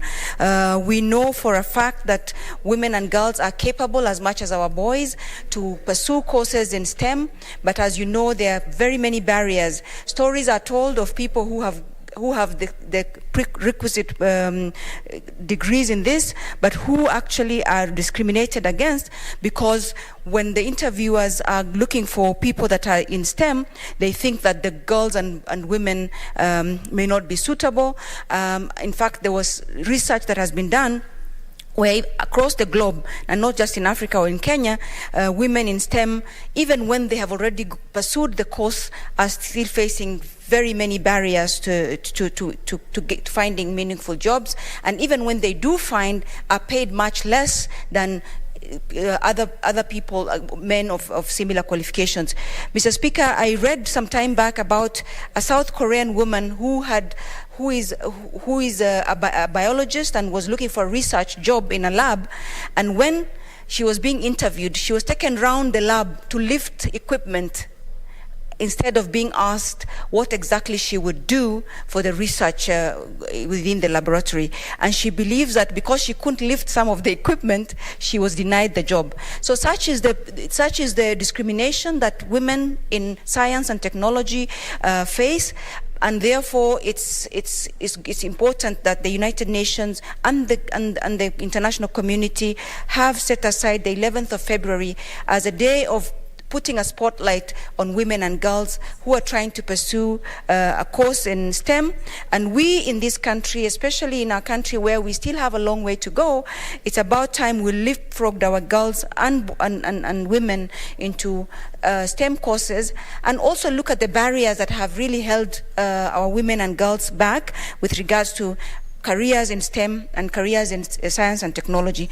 Mr. Speaker, related to this, even in politics, same barriers exist, and therefore for women and girls in our country, there's just lots of barriers similar to those that are in women and girls in STEM that also persist in the political field, as you know, and therefore we need to look at this holistically and ensure that, in fact, I'm going to ask the international community to make a day for women and girls in politics, because I think it's about time we also had a day for women and girls in politics and put a spotlight on this important issue of women and girls in politics, because politics then determines many of the other women in many of the other sectors, Mr. Speaker, Madam Speaker. I support and look forward to a day when we will push through women and girls in politics and make the political discrimination and the violence against women in politics a thing of the past, because we will have raised our voices against it. I thank you, Madam Speaker.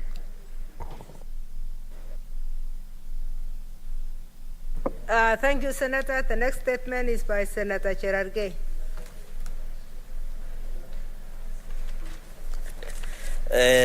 Thank you, Madam Speaker, for this opportunity. The request for statement on the failure by Higher Education's Loan Board, HELB, to disperse funds to students across the country, institutions of higher learning, colleges, and many others.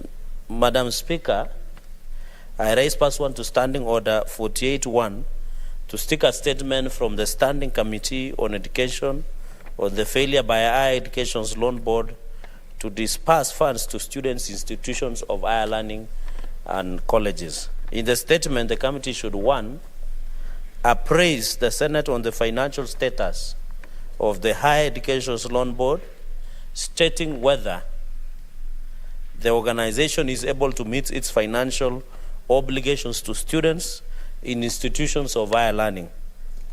Number 2, provide a comprehensive report indicating the number of students who have received funding from Higher Education's Loan Board in the last 2 years or 2 financial years, those waiting disbursement, and the deficits the organization is experiencing, giving reasons for this discrepancy.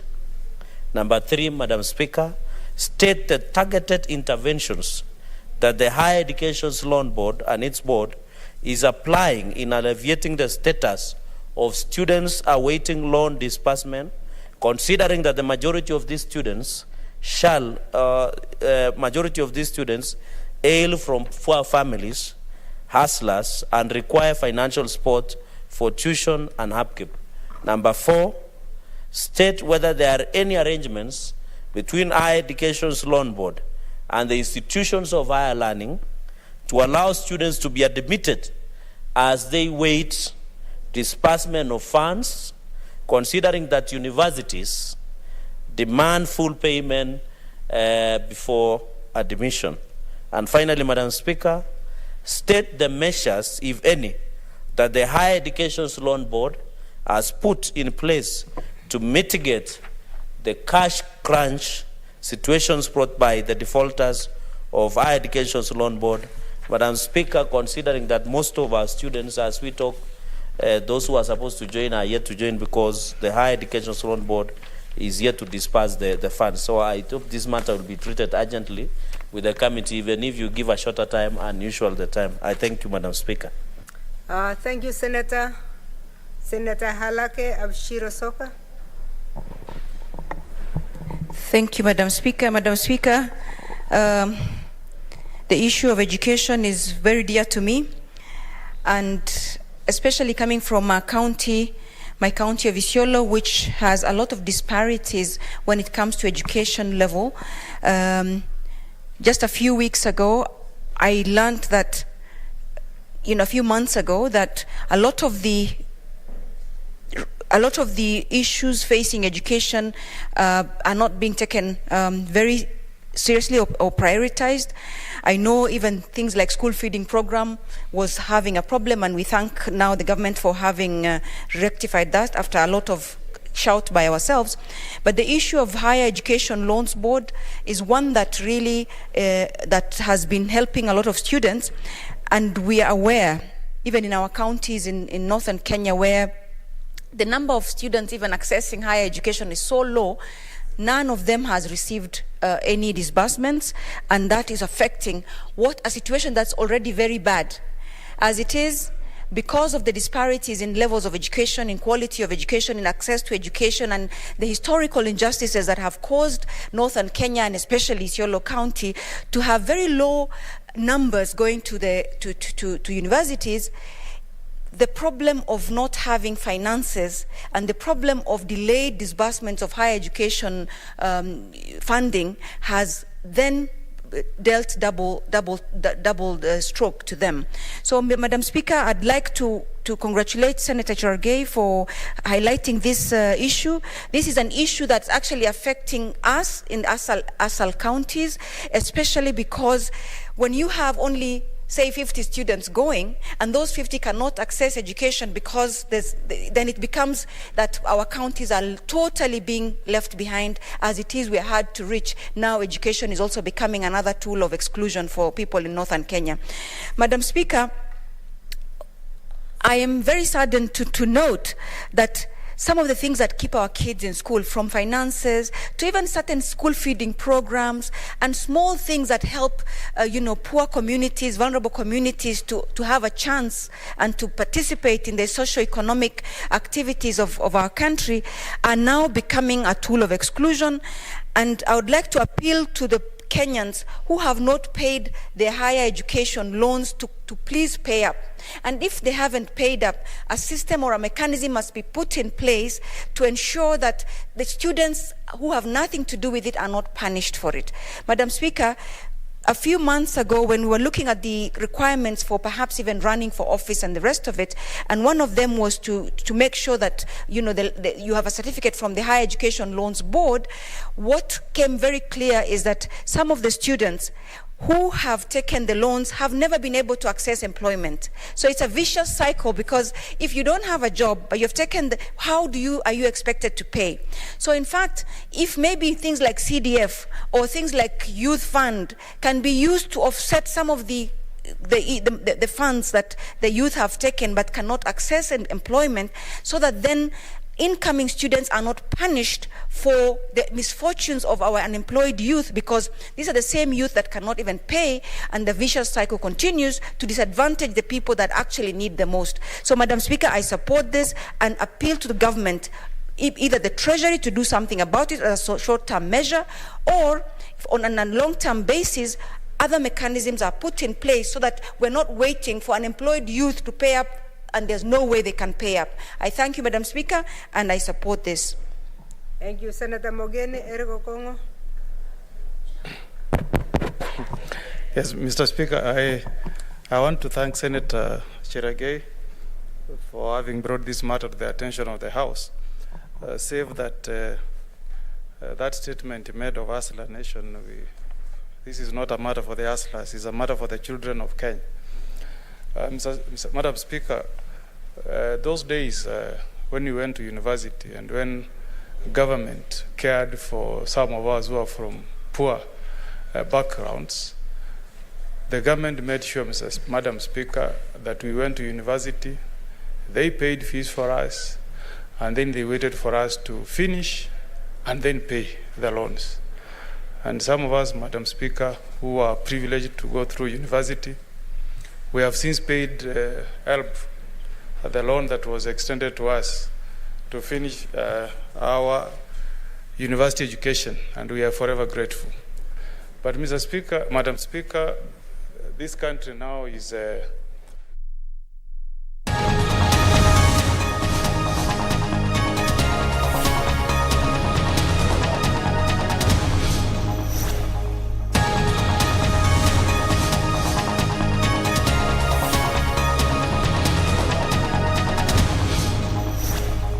transportation output-based aid project, Nairobi Water and Sewerage Company Limited, Kenya Transport Sector Support Project, State Department of Infrastructure, the Global Fund HIV/AIDS Program, Ministry of Health, and Judicial Performance Improvement Project. The second batch is the reports of the Auditor General and financial statements in respect to the following institutions for the year ended 30th of June 2019 and the certificates therein.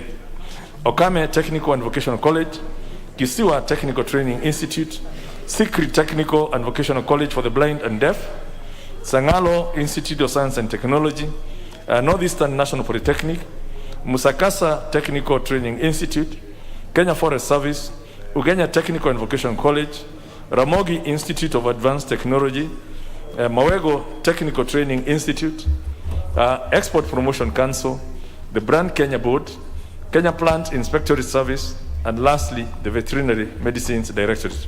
Thank you, Honorable Speaker. Next, by a member of the Departmental Committee on Finance and Planning, the Honorable Boni Mwalika, member from Boni.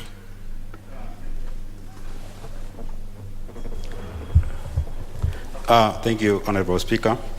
Honorable Speaker, I beg to lay the following paper on the table of the House. Today, Wednesday afternoon sitting, February 9, 2022. Report on the Departmental Committee on Finance and National Planning on the recruitment of the National Assembly nominee to serve in the Equalization Fund and Advisory Board. Thank you, Honorable Speaker. The Chairperson, National Government Constituencies Development Select Committee, Fund Committee. Thank you, Mr. Speaker. I beg to lay the following papers on the table of the House. Today, Wednesday, February 9, 2022, afternoon sitting. 1. A report of the Select Committee on National Government Constitutional Development Fund on the status of projects proposals, approvals, disbursements, and restrictions embossed on constituencies' accounts for the first quarter of 2021-2022 financial year as at 30th September 2021. 2. A report of the Select Committee on National Government Constitutional Development Fund on its consideration of the National Government Constituency Development Fund Amendment Bill, National Assembly Bill number 34 of 2021 by the Honorable Tindi Mwale MP. I thank you, Mr. Speaker. Next order. Order number 6, notices of motion. Honorable Munyini. Thank you, Honorable Speaker. I beg to give the notice of the following motion. That this House adopts a report of the Select Committee on National Government Constitutional Development Fund on stalled and or incomplete projects initiated through the National Government Constitutional Development Fund but falling under the county government functions, laid on the table of the House on Tuesday, August 17, 2021. Thank you, Mr. Speaker. Honorable David Boni Mwalika. Honorable Speaker, I beg to give notice of the following motion. That taking into consideration the report of the Departmental Committee on Finance and National Planning on the recruitment of the National Assembly nominee to serve in the Equalization Fund and Advisory Board, laid on the table of the House on Wednesday, 9th, 2022, and pursuant to the fulfillment of Article 204 of the Constitution and Paragraph 41D of the Public Finance Management Equalization Fund Administration Regulation 2021, this House approves the nomination of Mr. Abdullahi Adan Karif for the appointment as the National Assembly nominee to the Equalization Fund and Board in accordance with the paragraph 41D of the Public Finance Management Equalization Fund Regulation 2021. Thank you, Mr. Speaker. Next order. Order number 7, questions and statements. First question by the Honorable Sosion.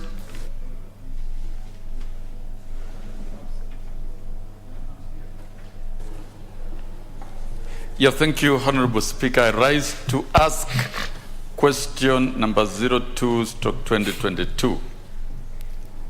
Could the Cabinet Secretary provide, directed to the Cabinet Secretary of the National Treasury and Planning.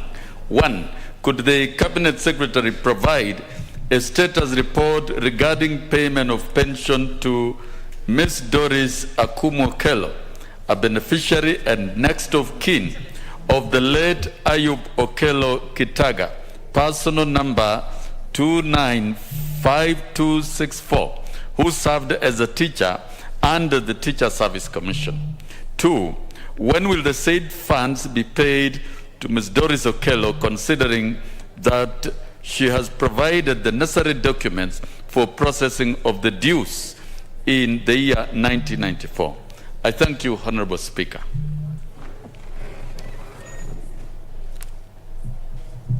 Question will be raised before the Committee on Finance and National Planning. Next question by the member for Magarini, the Honorable Michael Kingi. Thank you, Honorable Speaker. I rise to ask question number 28 of 2022 to the Cabinet Secretary for Education. 1, could the Cabinet Secretary provide a status report regarding registration of all public schools and secondary schools in Magarini constituency? 2, what measures has the Ministry put in place to ensure that registration of public schools in Magarini constituency is carried out and completed expeditiously? Thank you, Honorable Speaker. Question will be replied to before the Committee on Education and Research. Next question is by the Honorable Sankok. Thank you very much, Honorable Speaker, for giving me this opportunity to ask this very emotive question, number 029 of 2022, to the Cabinet Secretary for Lands and Physical Planning. Honorable Speaker, question number 1, could the Cabinet Secretary provide the current ownership status of the 98,000 acres of Kedong Ranch in Nakuru, previously hived from Narok County? 2, could the Cabinet Secretary also provide the list of names of directors of the said ranch? 3, could the Cabinet Secretary further provide a detailed report of the said ranch with regard to its acquisition by Kedong Ranch and other private developers from how it was acquired from the Maasai community? Wazisema wamenunua kwa wazungu, hakuna mzungu alikuwa Maasai. 4, could the Cabinet Secretary explain why the said ranch is guarded by the Kenya Defense Forces, a private land, and mine is private, is not guarded by Kenya Defense Forces? Thank you, Honorable Speaker. Maybe the Honorable Sankok might be requiring to get KDF to guard his. The question will be replied to before the Departmental Committee on Lands. Last question is by the member for Kibra, Honorable Imran Khan. Okoth, sorry. Thank you, Mr. Speaker. Mr. Speaker, I rise to ask question number 13 of 2022. This question, I brought it last year, Mr. Speaker, but it was never responded to. It is directed to the Interior, the Cabinet Secretary for Interior and Coordination of National Government. Number 1, could the Cabinet Secretary explain the circumstances surrounding the abduction and subsequent killing of the late Cynthia Makoa, a Form 4 student at Kibra Girls Soccer Academy in Kibra constituency, who was abducted, killed, and dumped into a river in Shianda village, Mumias East Sub-County. Kakamega County, while visiting a family during the October 2021 school holidays? Number 2, will the Cabinet Secretary explain the status of investigations into the heinous crime and indicate whether any suspects have been questioned or arrested? 3, what steps is the government taking to end the increasing cases of gender-based violence in the country, which have seen many women and girls injured, maimed, or killed, and ensure justice for the victims? Thank you, Mr. Speaker. Question will be replied to before the Departmental Committee on Administration and National Security. That is the first segment. The second segment is a request for a statement by the Honorable Dido. It's the Honorable Rasso, isn't it? Yeah, Honorable Rasso. Thank you very much, Honorable Speaker. Honorable Speaker, I wish to request for a statement regarding the abduction of Haji Roba Abdul Sereka on 2nd February 2022. Honorable Speaker, pursuant to the provision of Standing Order 44-2C, I rise to request for a statement from the Chairman of the Departmental Committee on Administration and National Security on the abduction of Mr. Haji Roba Abdul Sereka on 2nd February 2022 along Popo Road in South Sea Estate in Nairobi. Honorable Speaker, Mr. Sereka is a 58-year-old renowned businessman, a father of 5, and a resident of Marsabit Town, a retired educationist who served in senior positions in the Ministry of Education for 25 years, and a philanthropist. Mr. Sereka is a community leader who has built schools, mosques, and helped many less fortunate members of the society. He is currently the chairperson of Marsabit Chamber of Commerce. Honorable Speaker, on 2nd February 2022, at 1100 hours, while on his daily routine, Mr. Sereka was abducted along Popo Road in South Sea Estate by over 10 armed men who sped off in a white Toyota Land Cruiser, registration number KBW 456E, accompanied by 2 other vehicles, a Subaru and a Toyota Rush. To date, efforts to trace the whereabouts by the family, friends, and members of the community have been futile. Honorable Speaker, Kenya is governed by the rule of law, and the government should protect the lives and property of its citizens. Further, Article 4, 19, 20, and 28 of Constitution of Kenya 2010 provide that every person has inherent dignity and the right to have that dignity respected and protected. Sadly, Mr. Haji Sereka has been held incommunicado from 2nd February 2022 to date, and his abduction has caused a lot of trauma to the family, friends, and community at large.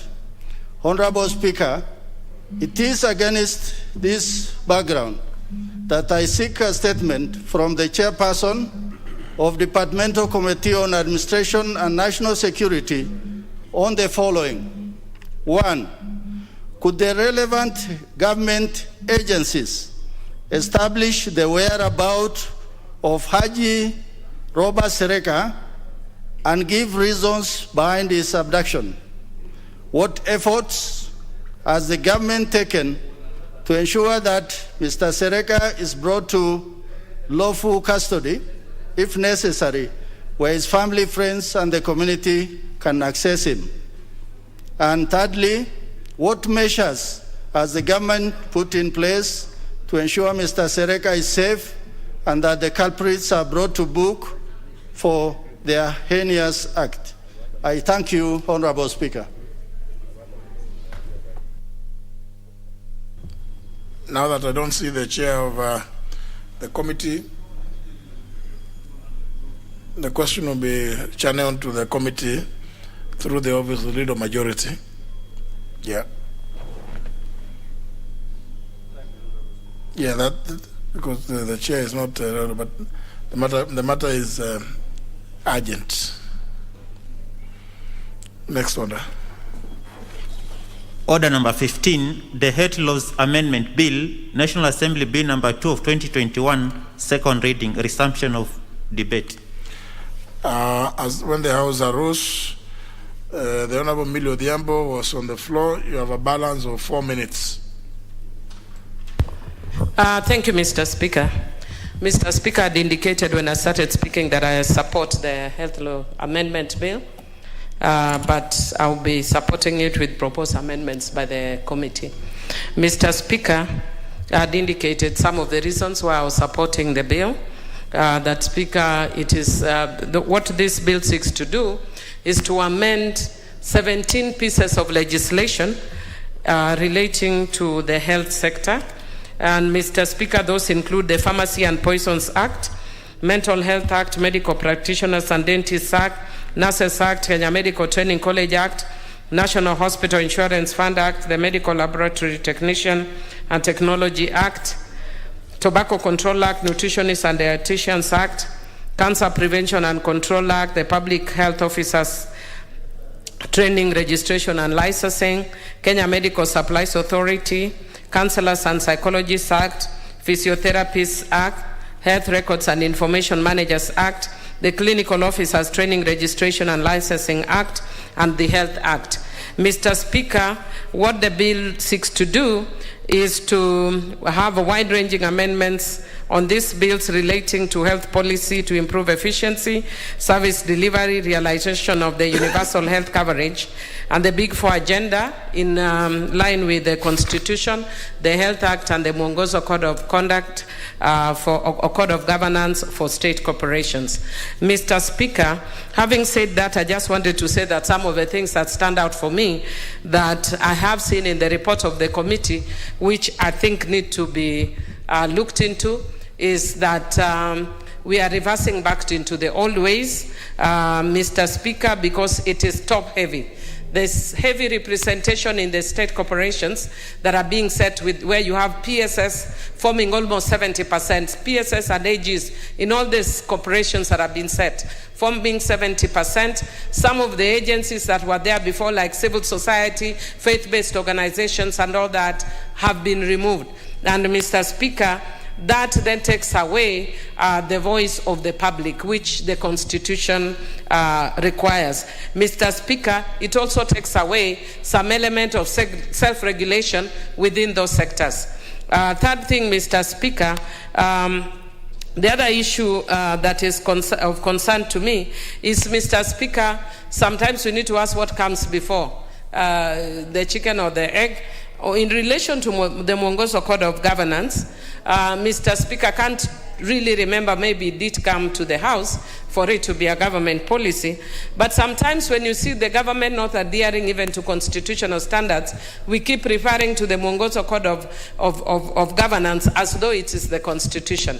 I think there are certain constitutional principles that go ahead are way more important than a government policy. I don't think the Mwongozo Code of Governance in itself is bad, but it must adhere to certain constitutional standards, which includes inclusion of the civil society, gender inclusion and inclusion of disability and regional balance, some of which are included.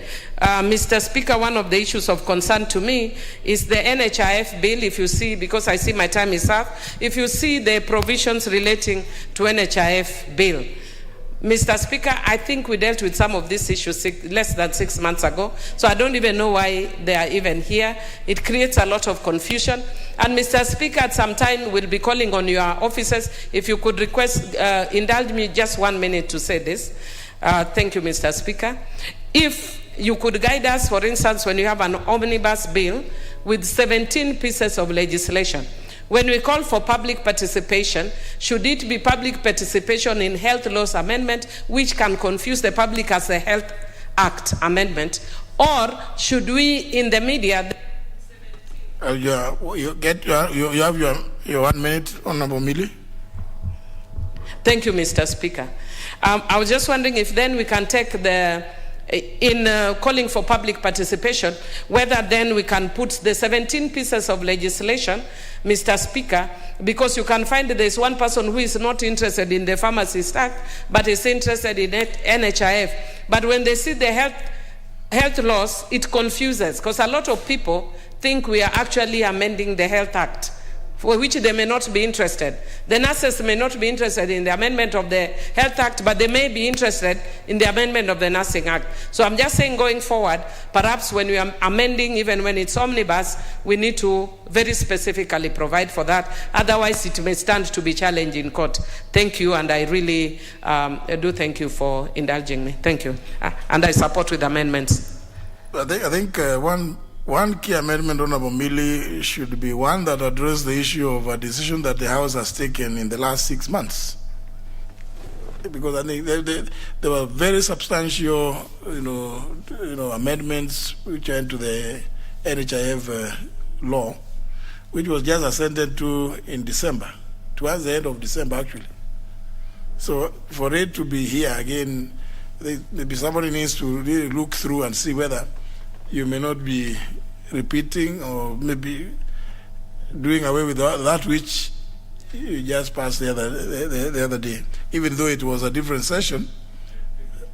Yeah. Honorable Edith Nyense.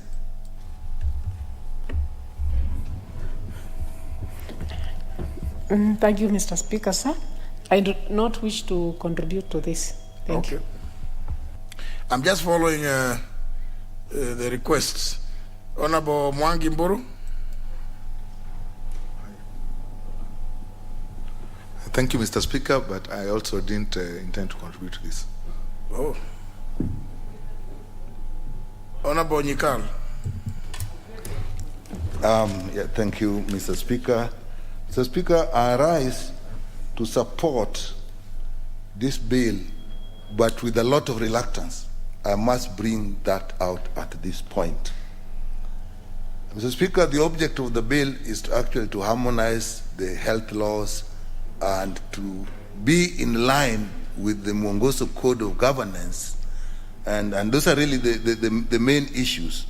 But Mr. Speaker, there are very many issues that have been raised, and the only reason I'm actually supporting with reluctance is that the committee has sat down and has proposed very many amendments. And if those amendments pass, then I will be happy with this. But should those amendments not pass, I will definitely, even at that stage, not support this bill. Mr. Speaker, this bill amends 17 laws. 12 of them are regulatory acts that are regulating the training, the conduct of health professionals. 2 acts are regulating service provision, KEMSA and NHIF. 1 act is regulating trainings institutions.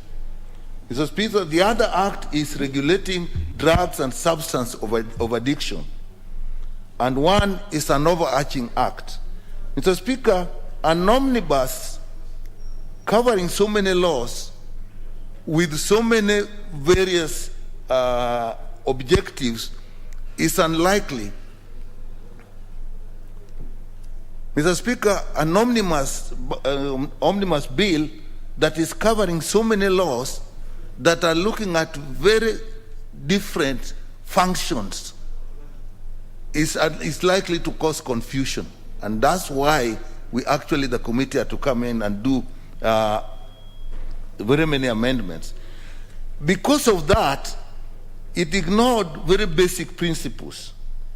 1, the principle of representation. We are all aware that when we are dealing with regulatory bodies or professionals, representation is important. Even in service delivery like NHIF and KEMSA, representation is very, very important. Now, with self-regulation is particularly important when you are dealing with professional bodies. Now, this bill, as is now, is actually overpopulated with government officers. PSS, the Attorney General, and therefore denying the stakeholders the chance to actually participate. Mr. Speaker, the same bill is saying it is adhering strictly to Mwongozo Code.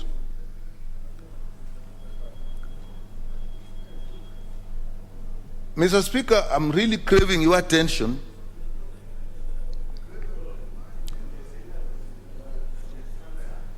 There's answered. Okay. Mr. Speaker, we would want to know whether this Mwongozo Code of Governance actually is an instrument that can guide or actually change what Parliament has done on that basis alone. If you look, for example, when you are looking at representation in NHIF, very important institutions like the teachers, the service providers were actually left out. So very important stakeholders were left out. Like if you look at NHIF, organizations like KOTU, organizations like NAT were actually left out. When you looked at regulatory bodies like the Nursing Council, the Kenya Medical Association, you find that actually there were very few professionals in there, and you had government officers in their place. So, Mr. Speaker, to that extent, this bill, as if it passes as it is, it will actually be a disaster for professional regulation and even for stakeholder participation on all the laws that are affected. However, when this bill came here and the issue of public participation arose, we looked at it, the committee looked at it, and Mr. Speaker, the committee has made massive amendments. And I wonder, another principle that I may be guided in, how much amendments can be made on a bill and still the bill represents the original objective? That has bothered me. But to the extent that the amendments actually took care of the concern of the stakeholders, the committees then agreed we'll take those amendments. So it is on that basis, Mr. Speaker, that I will support this bill. And I will appeal to the mover, he's not listening to me, I will appeal to the mover that when these amendments come to the committee of the whole House, we actually ensure, and I will ask our colleagues in the House, that we really take keen attention on these amendments, because if we take it the way we all take the committee of the whole House, a couple of us sitting here and saying aye and nay, it actually may be a disaster for the country. But having had some consultations, having had some assurance that the committee amendments will carry the day, I support the bill with that reservation. Thank you, Mr. Speaker.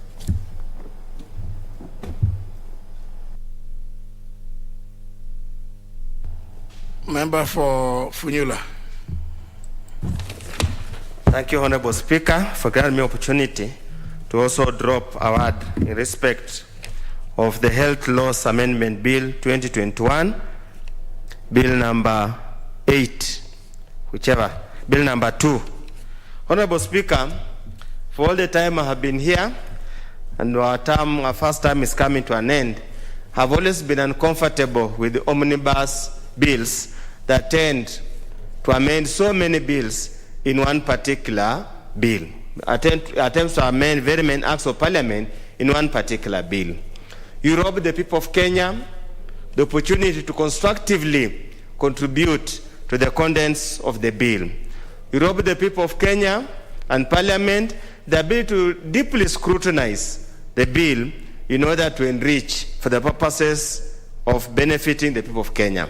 Honorable Speaker, as my colleagues have said, the bill seeks to amend 17 acts related to the Health Act, health sector, and other related issues. Honorable Speaker, there are two major issues that come out of this amendment.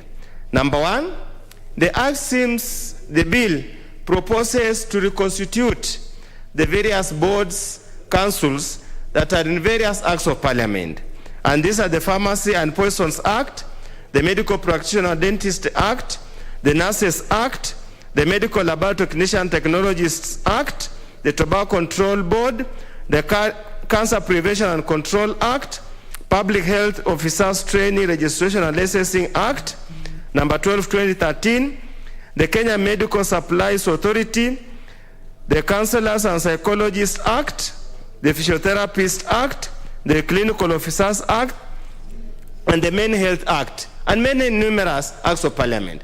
Honorable Speaker, what comes out very clear is that we are reversing the gains we have made in terms of professionalizing professional bodies. But the mere fact that most of the people who sit in the boards and the councils are government officers, senior government officers, and then the chairman is appointed by the president. Essentially, the team or the board or the council will essentially be controlled by the government completely, and they can take any decisions at the exclusion of other members. General Honorable Speaker, the world is going towards self-regulation. Most professions are going towards self-regulation. And I would urge the committee, and we will move the amendments at the committee of the whole House, to literally water down the top-heavy government representation to reflect the intent and purpose of self-regulation or regulating the training, registration, and generally managing the affairs of the profession. Honorable Speaker, again, looking at even the process of appointment, Honorable Speaker, it would seem the idea is that the board will outsource, resource, that's the word we're using, resource or look for competent people.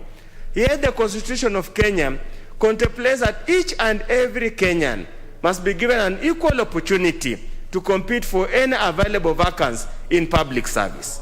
Honorable Speaker, the idea and the main purpose should be competitive recruitment that essentially gives each and every Kenyan a chance to be appointed. And many court cases have actually led to that particular idea that you cannot purport to appoint members of the board, members of the council, through direct appointment before going through competitive recruitment.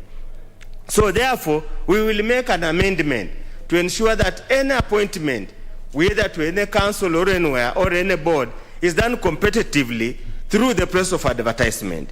Honorable Speaker, the other particular issue that seems to come out very clearly is the issue of the quorum. Again, following the top heavy, with the quorum set, a few people, government appointed, can actually sit and make monumental decisions affecting a profession without involving the key people who are involved in the profession. So those are some of the amendments we'll make. Honorable Speaker, the second set of amendments that have attracted my attention in this particular bill is the issue to do with the NHIF.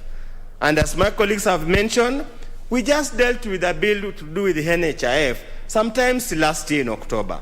And I remember we went through the winnowing process, we made some amendments, they went through, and indeed, it is good that we moved forward. Honorable Speaker, again, more or less the amendments being proposed tend towards that particular area, and that's in respect of universal health coverage scheme. We note the key management board of the NHIF now changes to National Hospital Insurance Fund Board of Management. I really do not see the difference with any other term, but probably that should be able to bring it to line with whatever they call mwongozo. But Honorable Speaker, there are two issues that come out that we need a sober and serious discussion. On the issue of those members of the society, the indigent and the vulnerable that are supposed to benefit from government subsidy. The idea of universal health care is to get everybody a medical care. Honorable Speaker, we have had challenges in identifying members for the safety net program. We have had challenges of identifying members for cash transfer. For example, in my constituency, the rundown to 2017 election, they only selected those members they know they were supporting Jubilee. And they left out all other members who are not known to be supporting Jubilee. It was like a carrot and a stick dangled before them. You go and vote, then we enlist you into the program. Especially in the second, in the election rerun. Leaving the same program to the same people, we are going to have another continuous problem of complaints all along. And that's why in the previous amendment that I had proposed, amendment that was rejected, was to have a system whereby there's a consultative process at the constituency level that can identify who are the vulnerable people who are unable to pay for themselves NHIF so that they get this subsidy. I will make a second attempt to make those amendments, and I hope my colleagues and the committee will see the essence why it is important that we get other people to be involved in the identification of those people who require support and those who do not require support. Honorable Speaker, when you look at the bill, it has got a proposal to amend the NHIF Act by a new clause 22D, specifically subsection 3, that talks about regulations and rules. It purports to say the board, in consultation with the Cabinet Secretary, shall make rules and regulations. Honorable Speaker, as all of us are aware, rules, regulations could actually fall in a subsidiary legislation that is covered under the Statutory Instrument Act. And the Statutory Instrument Act is very clear. The regulatory making authority is a Cabinet Secretary. So this is an amendment that we must make to align this amendment in line with Statutory Instrument Act, so that we do not see cases where we seem to be so confused. Honorable Speaker, as I conclude, health is such an important matter. And many places, Honorable Speaker, in many counties, noting that health is a devolved function, in many counties, if there is any area that seems to be made problematic and is causing a lot of grief to many residents, is health services.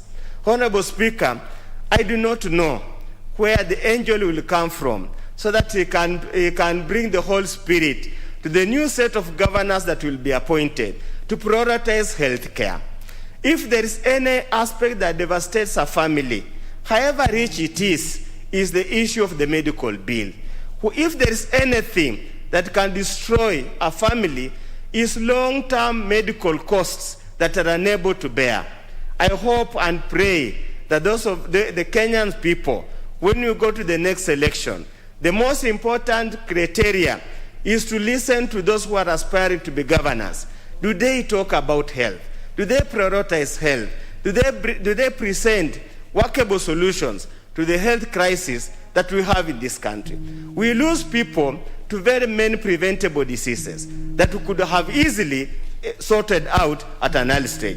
With those few remarks, Honorable Speaker, I support, but I'll bring some amendments. Thank you. Honorable Russell.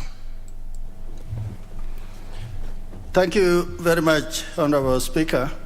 Honorable Speaker, I wish to comment on this omnibus bill of Health Law Amendment Bill number 2. Honorable Speaker, eventually I think you are likely to be the gatekeeper, the depository of knowledge in this House. As I look around the House, this is a very important bill. This bill is about this country. It is about the health of this nation. It proposes certain fundamental changes to the existing acts within the health laws that have been enacted by this House. The absence of the chair and the absence of key members of the Health Committee is telling. But having said that, the purpose of legislation is to enhance governance, to put in effectiveness and efficiency in performance of functions and duties to both institutions and individuals. This House, as it enacts laws or as it amends the old laws, must take into consideration that what is the object of doing this. When we have the omnibus bill, I think largely the omnibus is intended to bring about correction, not fundamental changes to existing acts and existing laws that superintendent's institution. Honorable Speaker, having looked at this amendment that has been suggested, I see an attempt to inject bureaucracy to control, as opposed to injecting professionalism that would, to an extent, add value in the way we are able to control the health institution.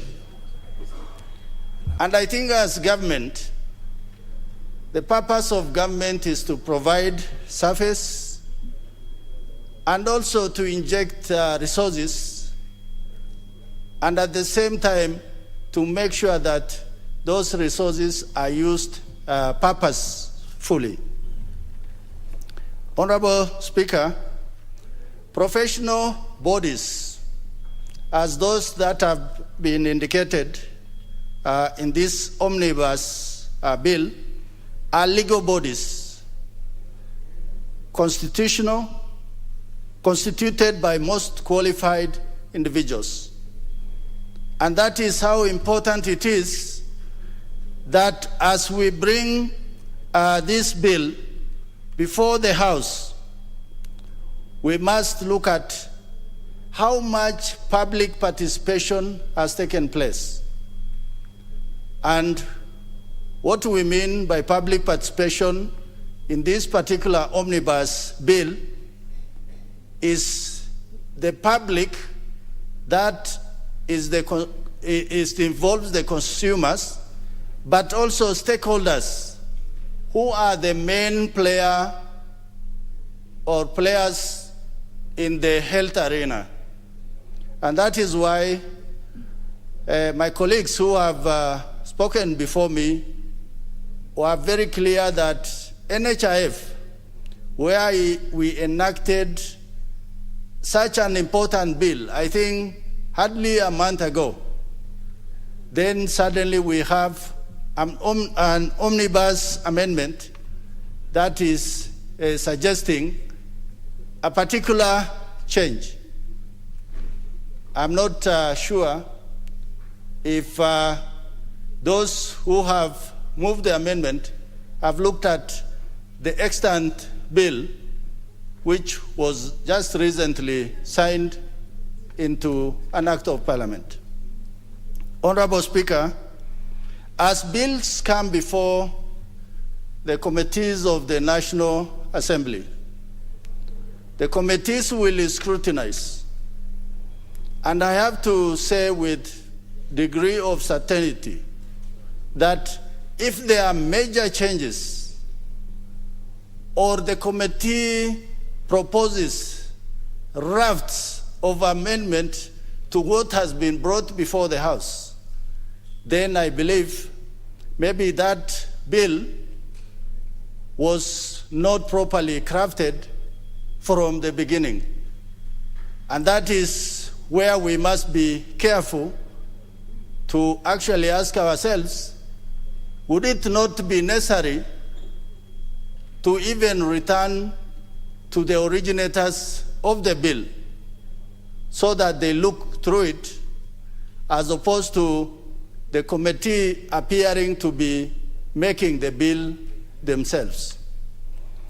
Honorable Speaker, at this point in time in the life of the 12th Parliament, there are certain laws that can easily be enacted without participation of most of us.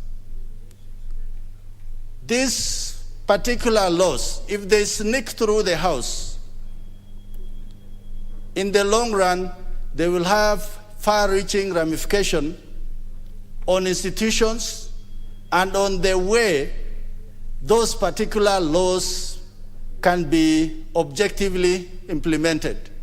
And the implementers might find it very difficult, in the end, blaming the National Assembly for crafting or for coming up with bad laws that are difficult to implement.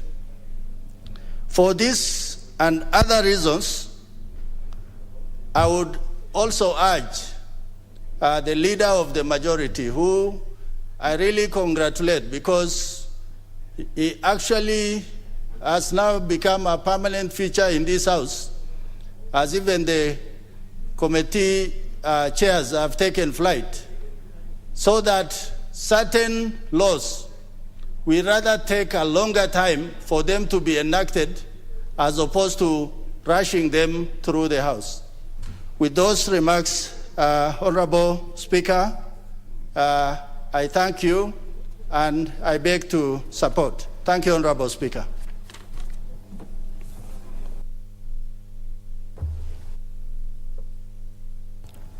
Now, honourable members, I don't see any further interest, so I call upon the mover to reply. Leader majority. Yes, thank you, Honourable Speaker. Honourable Speaker, debate on this motion began, on this bill, started yesterday, and I'm grateful to the members who have found time to contribute to it.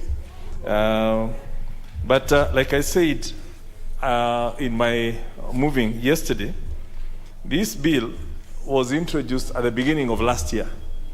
And because of the extensive consultation it had to go through as issues were raised on it, it's perhaps the most publicly participated bill that we are looking at. So I want to assure members that in terms of public participation, this bill has received extensive public participation and input from committee members and members specifically, those in the medical profession. And if you look at the committee report, members will actually notice that there's a whole raft of amendments which Honorable Dr. Nyikal did mention about, and Honorable Miri Odhiambo mentioned about. And if those are implemented, then even the reservations that members have on the bill would have been sorted. Honorable Speaker, I did also mention yesterday in my moving that inclusion of the NHIF in that original bill was again a timing issue. This bill had been done even before we brought in the NHIF bill and had anticipated to do some of the things that we eventually did and carried in the National Health Insurance Fund bill. Hence, any references to the NHIF now will actually be sorted out at the Committee of the Whole House through an amendment to remove them because they've already been incorporated in the act that has been signed. So I had indicated that yesterday, and I think we will continue from the same basis. And again, it's the same thing in terms of the issues of top-heavy.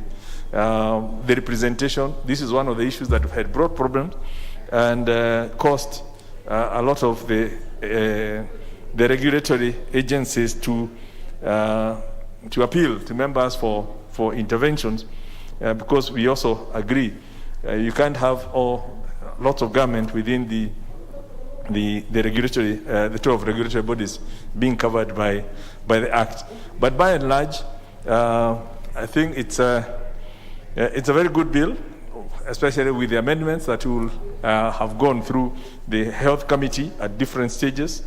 And I look forward to members participating, as the Honorable Raso has said, especially when we come to the Committee of the Whole House, so that we can ensure that we amend this bill to accord with the wishes of the House.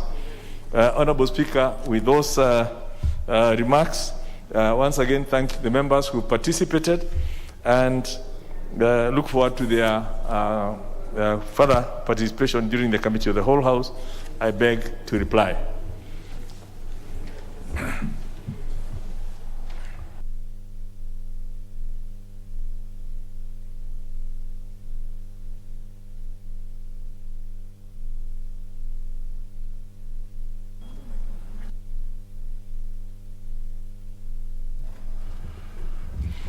Very well, honourable members, for obvious reasons, we defer putting of the question to tomorrow afternoon. Next order. Order number 16, the Coffee Bill, Senate Bill number 22 of 2020, second reading.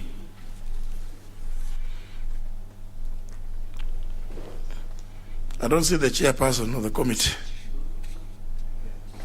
Honourable Speaker, the chairperson of the committee has kindly requested that we step down this bill because they are still in consultation with his committee members and some of the other stakeholders. And we will now bring the report in the course of next week, because we don't have the report, and it's we're using the Senate bill also to link and harmonize with the bill that we introduced in this House. So they're at the final stage of harmonizing the two, and they would wish to bring a full report rather than a progress report in the course of next week. So I would ask that we agree to his requests to step it down for now. Would you suggest that we put it in the order paper next week, or maybe the week after? I think next week we had agreed we do budget issues. So realistically, it might be best we do it the week after. The week after, yeah. Very well. So therefore, stood down. We move to the next order.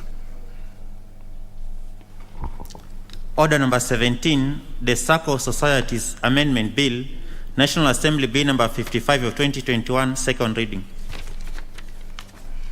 Yes, Leader of Majority.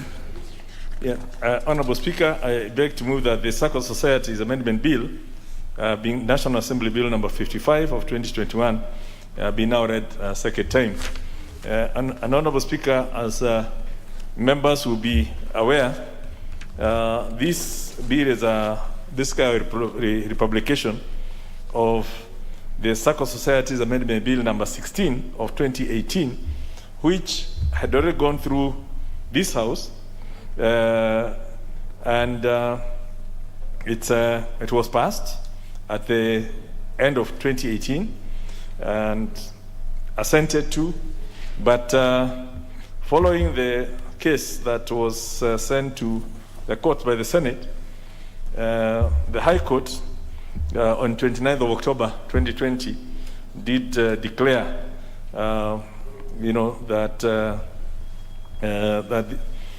give a position in the constitutional petition number 353 of 2019 that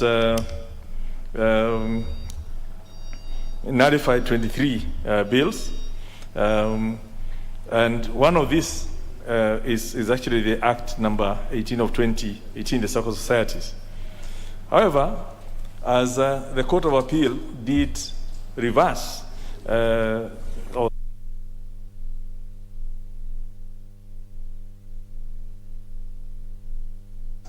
were upheld, including this one. The decision to nullify was upheld, including this one, the Circle Societies, on the understanding that it had not gone to the Senate. So the decision that we then took from House Business and following guidance from Chair was we republished this bill, which has already gone through public participation. It has been completed in this House for purposes of then forwarding it to the Senate, so that the bit that the courts were uncomfortable with, that it had not gone to the Senate, will now be completed, and then we can have it, if they concur with everything, we can then have it re-assented to, and it becomes the law. So really we don't have to, it's so clear to everyone what the content of this bill was, It was thoroughly debated in this House. Public participation was done, and the members unanimously agreed to it.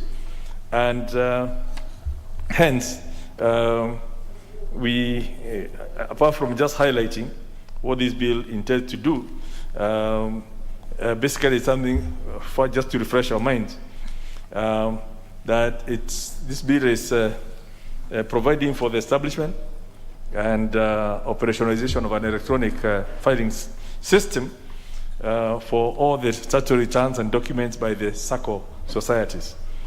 And it also makes a provision for the issuance and publication of specific guidelines and directions on how the electronic processes are supposed to be realized. And generally, in looking at the issues that more specifically, the bill seeks to work on the following: modernize the system of SACCOs in Kenya, as well as some of the processes that it's talking to is the registration of SACCOs through introduction, again, of an electronic filing system, issuance and cancellation of the authentication codes to the registered users. It also looks at the process of transmission of statutory returns, documents, and other relevant information, correction of errors, if any, or amendments to statutory returns, documents, and other information, and remedy procedures in case of breakdown of the electronic system, amongst other things.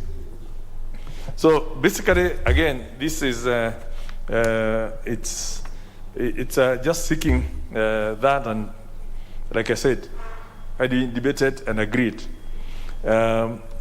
Proposes to alter the SACCO Societies Act of number 14 of 2008 by amending Section 53, which is to allow for the use of ICT in the collection and receipt of statutory instruments. Clause 9 further states that the authority may establish and administer an electronic filing system to electronically submit statutory returns and documents. And this is the thrust of the amendments that were being proposed and being made. Now, this bill, or the provisions of this bill, will reduce the regulatory reporting burden on SACCOs, or also assuring faster, more efficient, and accurate reporting, both, and also the monitoring and analysis of the financial conditions of the SACCOs, as well as the, introducing this so-called risk-based provision on the SACCO societies. So the bill also intends to harmonize the definition of minister, to bring into accord with the Constitution, the reference now being to Cabinet Secretary, and also the responsibility of the Office of the Controller General, as expressed in the Act, to also harmonize it with the Constitution. It is a straightforward matter, Honorable Speaker. Like I said, we had gone through this bill.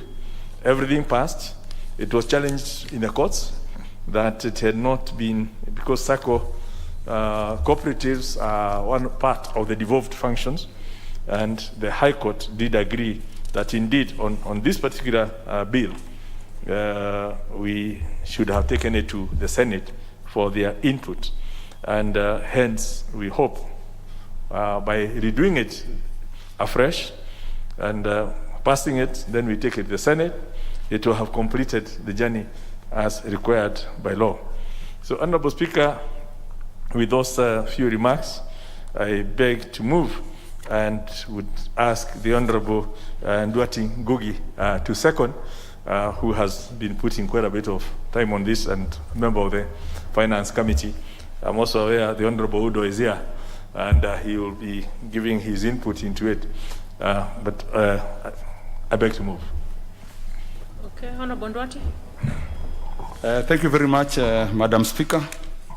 As the Majority Leader has said, this bill had come through our committee, Trade, Industry and Cooperatives Committee, and it did justice to it. It went through public participation also. It came here for first reading, second reading, and it passed in the committee of the whole House. So it underwent all the stages, and we had taken care, and the SACCO societies also participated, and they are really supporting this bill. So, Madam Speaker, I wish to second.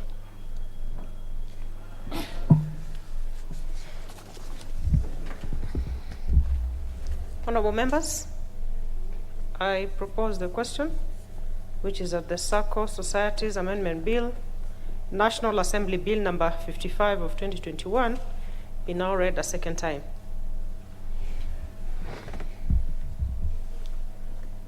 Honorable Member for Funyula. Thank you, Honorable Speaker, for giving me an opportunity to contribute to this bill. As the leader of majority has said, as my colleague in the Committee of Trade, Industry and Cooperatives has said, we had actually discussed and dispensed of this bill, both at the Committee of Trade, Industry and Cooperative, as well as the floor of this House, and we had passed with the amendments that had been moved by various members. But obviously, Honorable Speaker, following the litigious nature of our sibling, who is idle, instead of dealing with evolved issues, they want to get involved in very mundane issues. It has come back to this floor for purposes of complying with the court ruling under the court appeal case. Honorable Speaker, the bill, essentially the thrust of the bill is to provide for electronic filing of returns. And this is in line with the ongoing digitalization of government services.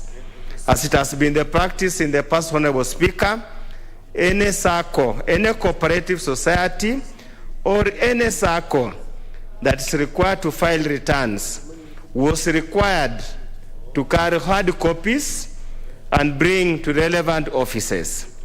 The purpose of the electronic filing system, Honorable Speaker, is to ease the burden of paperwork, to ease the burden of travel, and to ease the burden related to wrong filing. It is therefore expected, Honorable Speaker, the electronic filing system will ensure risk-based supervision of cooperative societies and SACCOs and will allow for timely intervention in the event there is any mismanagement or unprofessional issues at the SACCO.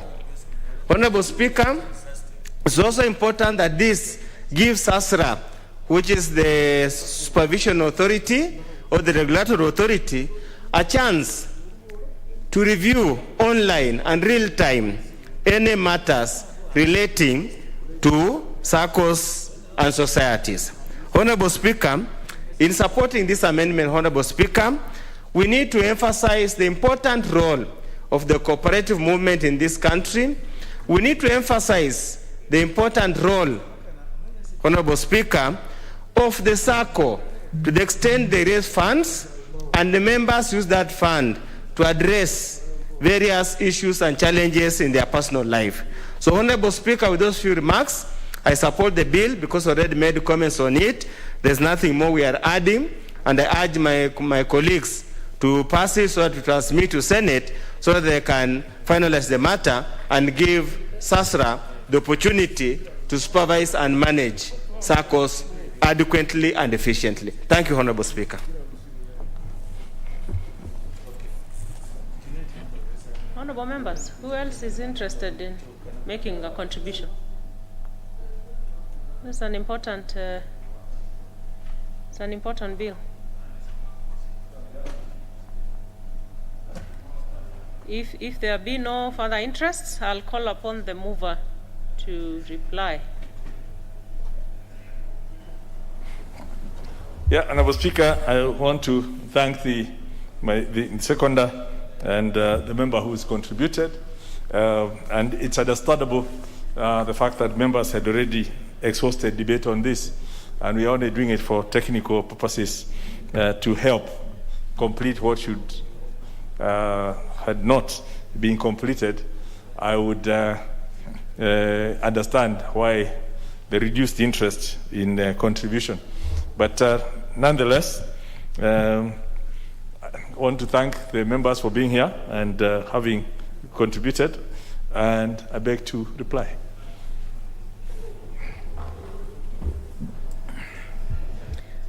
We shall defer the putting of the question until we have it next in the order paper. We can move to the next order. Order number 18, motion, official documenting of the history of the National Assembly. Leader of Majority.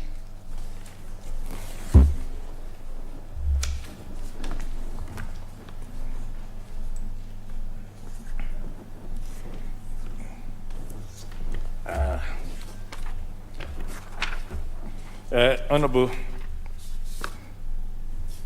Speaker, I beg to move the following motion, that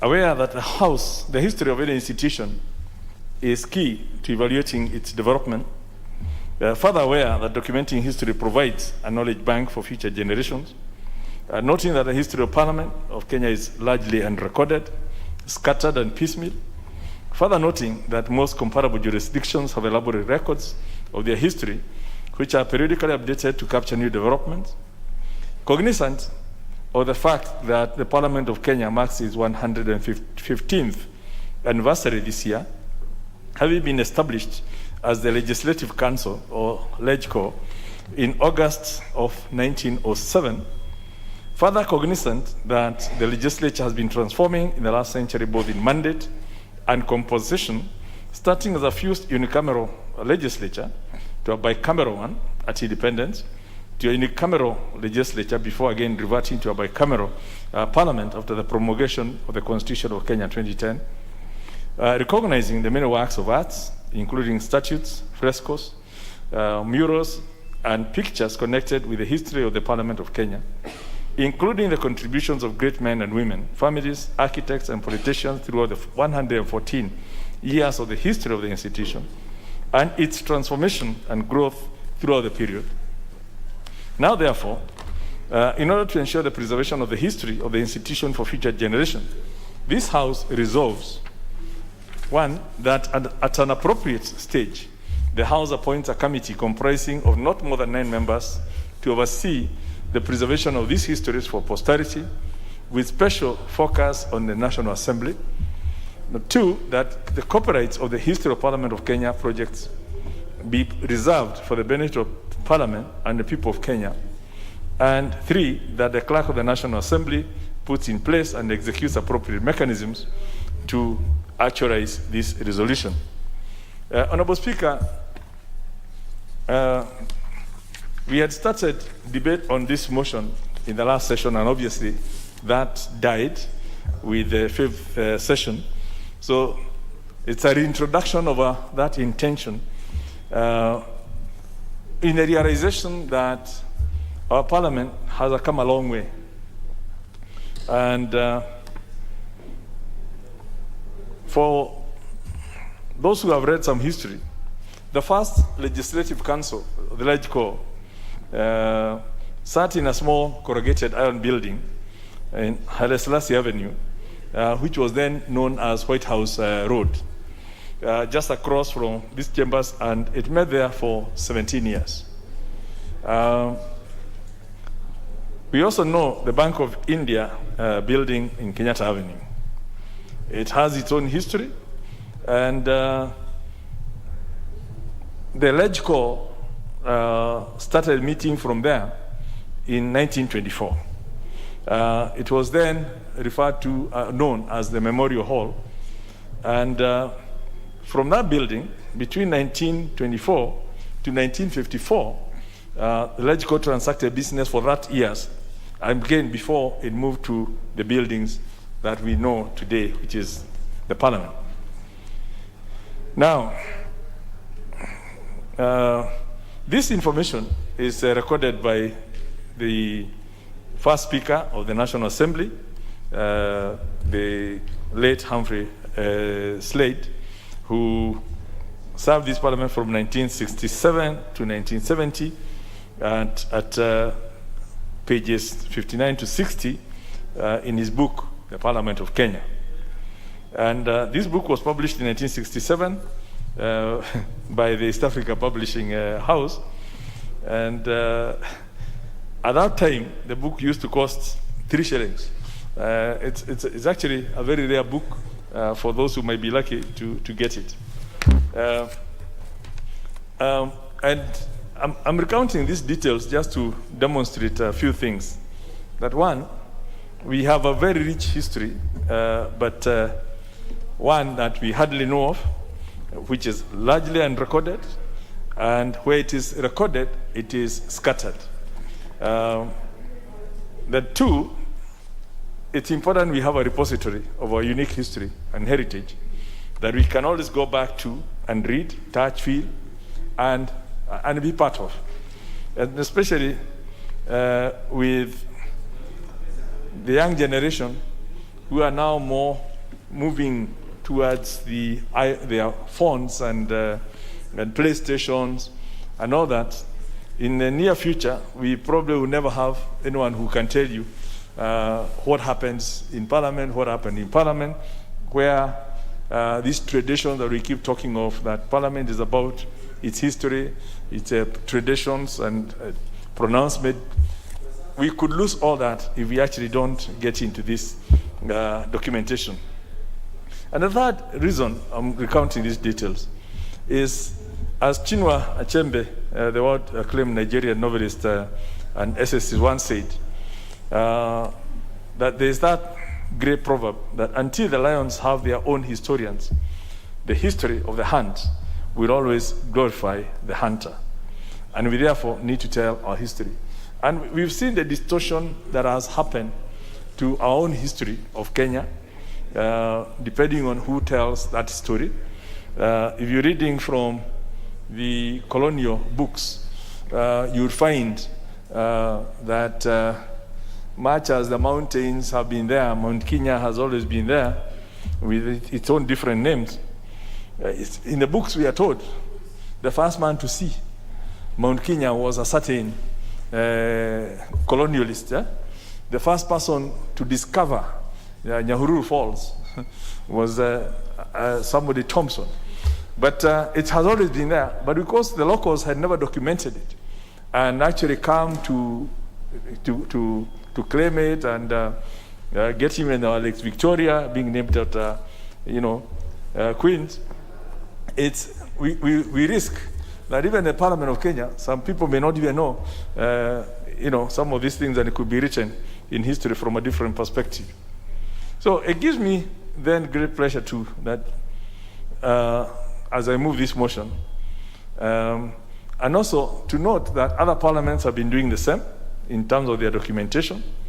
If you look at our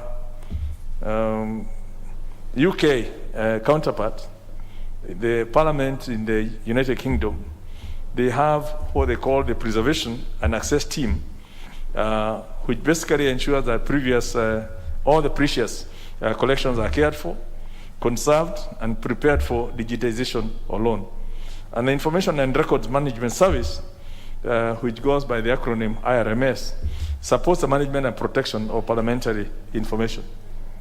Indeed, because of this documentation, the Westminster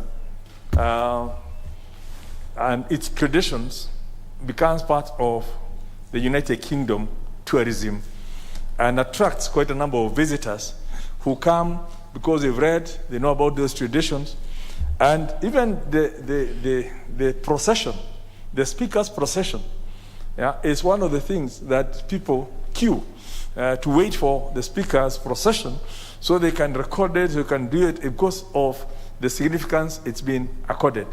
And but all this is because once it's documented, people can know about it in other jurisdictions and get to get it. Honorable Speaker, when you go to the US, in the Congress, that's what they call the Center for Legislative Archives, and this is where you'll find all the historical records of the House of Rep, as well as the Senate. New Zealand has historical bills, which are again accessible online, and they have a massive collection as far back as 1854.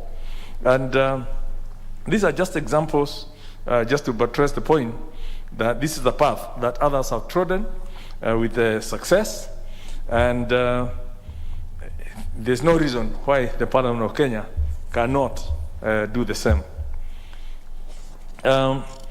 We also know we will not be starting from zero. We made some progress, we made some strides, and we have the Parliamentary Broadcasting Unit and the live streaming of parliamentary proceedings, which already has archived a fair bit of what's been happening. We have our social media handles and the website that contains thousands of photographs of this House in action. whether in committees or in chamber, and or when the Honorable Speaker is meeting with visiting dignitaries. And if we also know that Honorable Speaker, and I know you know this because we sit together in liaison committee, we've been having this annual showcasing of the work of committees of parliament, which has all been documented in bits. So at least there's somewhere to start. But it's all scattered, and I'm not sure how much we'll get if we went to our library in terms of, you know, some of the contributions or how easy it is to actually get what did TJ say on a certain day. I'm sure he would want his generations to come to be quoting him and to even say when, you know, even some of the drama we've had in this house, for whatever reason, it will be important to see that all that being recorded. I'm also aware that if you were to search our website, that's Parliament website, you will access a fact sheet on the history of Parliament. And again, this is a small publication, but it's a great start. And I'm told that we have about 30 such publications, again with scattered, depending on who's written it and what perspective. I also know one of the former clerks, Mr.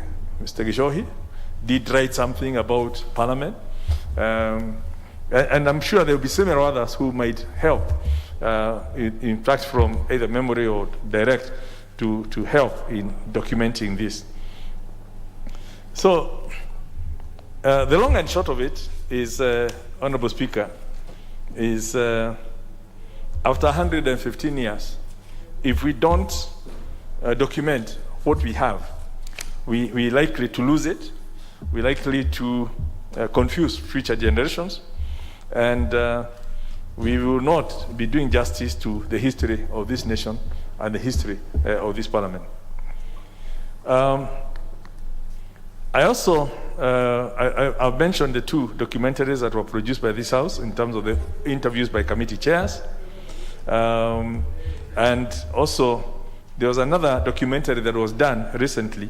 Members may have seen it or not, under the title of A House Defying COVID-19 documentary. And whereas these are not the only ones, at least it shows this House has operated in different circumstances. We've had night sessions, we've had, you know, all those things. And they all have been to respond to the different circumstances that have challenged how we do business.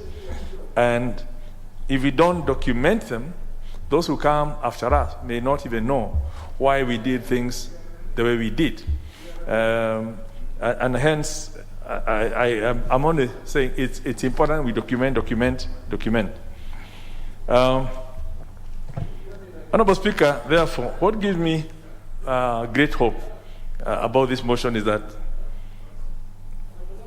all that we do here will be conserved and again systemized so that this generation and the future generations will access them and get to know what we are doing here, why we are doing it, why we are doing it the way we are doing it, and what others did before, why we changed things, at what point we changed our standing orders, and for what reason. The Honorable Speaker was just talking today about not wanting to chair the Privileges Committee. We will get to know why has happened. Some of those major decisions that have been made by those committees, which will guide future members.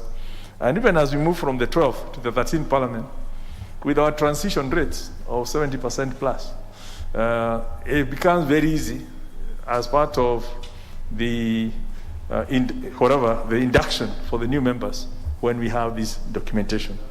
So, Honorable Speaker, I believe this will be a gift to ourselves and to future generations. And I beg to move and ask the Honorable Engineer Duati Ngugi, MP for Katanga, to second. Honorable Nduati. Honorable Gikaria is... Thank you very much, expressing Honorable Gikaria. interest. I think you have done this country proud as a former chairman of Energy Committee, and you made your contribution, which you also need to document. You should be fighting for documentation of your achievement, and you have done your part. Honorable Speaker, I really want to support what the majority leader has said, and say that it should come much earlier. Honorable Speaker, I had never come to this parliament before I was elected in 2017. And when I came here, I really wanted to study the history of this parliament. Honorable Speaker, there was nothing. When you walk along the corridors of this parliament as you enter here, you might think the only people who have made contributions to this parliament are the former speakers, because that is what you see on display. And I know there are members who have really done much for this house. Majority leader used to be a finance minister for a very long time in this country, and he did very well. Such a contribution should be available for our people.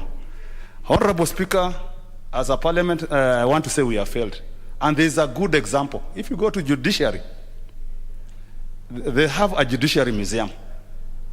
In fact, it's a good place where there's a lot of knowledge to be learned. In fact, you might even want to spend more than 3 days just learning the history of judiciary. Very well displayed. People who have been judges of the High Court, and other judiciary officials. So as a house, as one of government, we should borrow from judiciary, and we document our past. Honorable Speaker, we are doing a new building here. I think as part of what we want to do, on this side, we should be able to have our own museum where we can display our achievements. Honorable Speaker, you have done very well as one of the members of the Speaker's panel. We should be able to read your contribution. As you go out to contest as a governor, what you did here, your kids, my kids, should also be able to follow. Honorable Speaker, there are many bills which have been passed here. And we can make a mistake because we don't have a good record. Honorable Speaker, as we also document the achievement of members, we also need to list down the bills which have been passed here and maybe even have copies. Even if it's not in paper, maybe electronic, which our students can come here and study. And again, Honorable Speaker, a majority of members here, through CDF, they have done a lot for this country. This is something which we also need to document. Honorable Speaker, the other thing I want to talk about is Parliament is known to be a great building in this country. But Honorable Speaker, as a Kenyan, when you walk around Parliament, there are signs displaying that you are not supposed to take photos, which is quite unfair. It doesn't happen anywhere else in the world. This is something which we need to change because Kenyans are proud of this house. They should come here, take photos. We should be able to create a museum where they can visit anytime. They don't only have to listen to us through television or radio. They can come here and learn what we are doing. Honorable Speaker, with those few remarks, I want to second.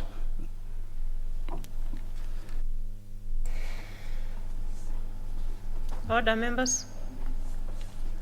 Order. Order, Honorable Halima. Honorable members, I propose a question, which is that aware that the history of any institution is key to evaluating its development. Further aware that documenting history provides a knowledge bank for future generations. Noting that the history of the Parliament of Kenya is largely unrecorded, scattered and piecemeal. Further noting that most comparable jurisdictions have elaborate records of their history, which are periodically updated to capture new developments. Cognizant of the fact that the Parliament of Kenya marks its 115th anniversary this year, having been established as the Legislative Council, LegCo, in 1907, further cognizant that the legislature has been transforming in the last century, both in mandate and composition, starting as a fused unicameral legislature to a bicameral one at independence to a unicameral legislature, before again reverting to a bicameral parliament after the promulgation of the Constitution of Kenya 2010, recognizing the many works of arts, including statutes, frescoes, murals, and pictures connected with the history of the Parliament of Kenya, including the contributions of great men and women, families, architects, and politicians throughout the 114 years of the history of the institution, and its transformation and growth throughout the period. Now, therefore, in order to ensure the preservation of the history of the institution for future generations, this House resolves, 1, that at an appropriate stage, the House appoints a committee comprising of not more than 9 members to oversee the preservation of these histories for the posterity, with special focus on the National Assembly. 2, that the copyrights of the history of Parliament of Kenya projects be reserved for the benefit of Parliament and the people of Kenya. And 3, that the Clerk of the National Assembly puts in place and executes appropriate mechanisms to actualize this resolution.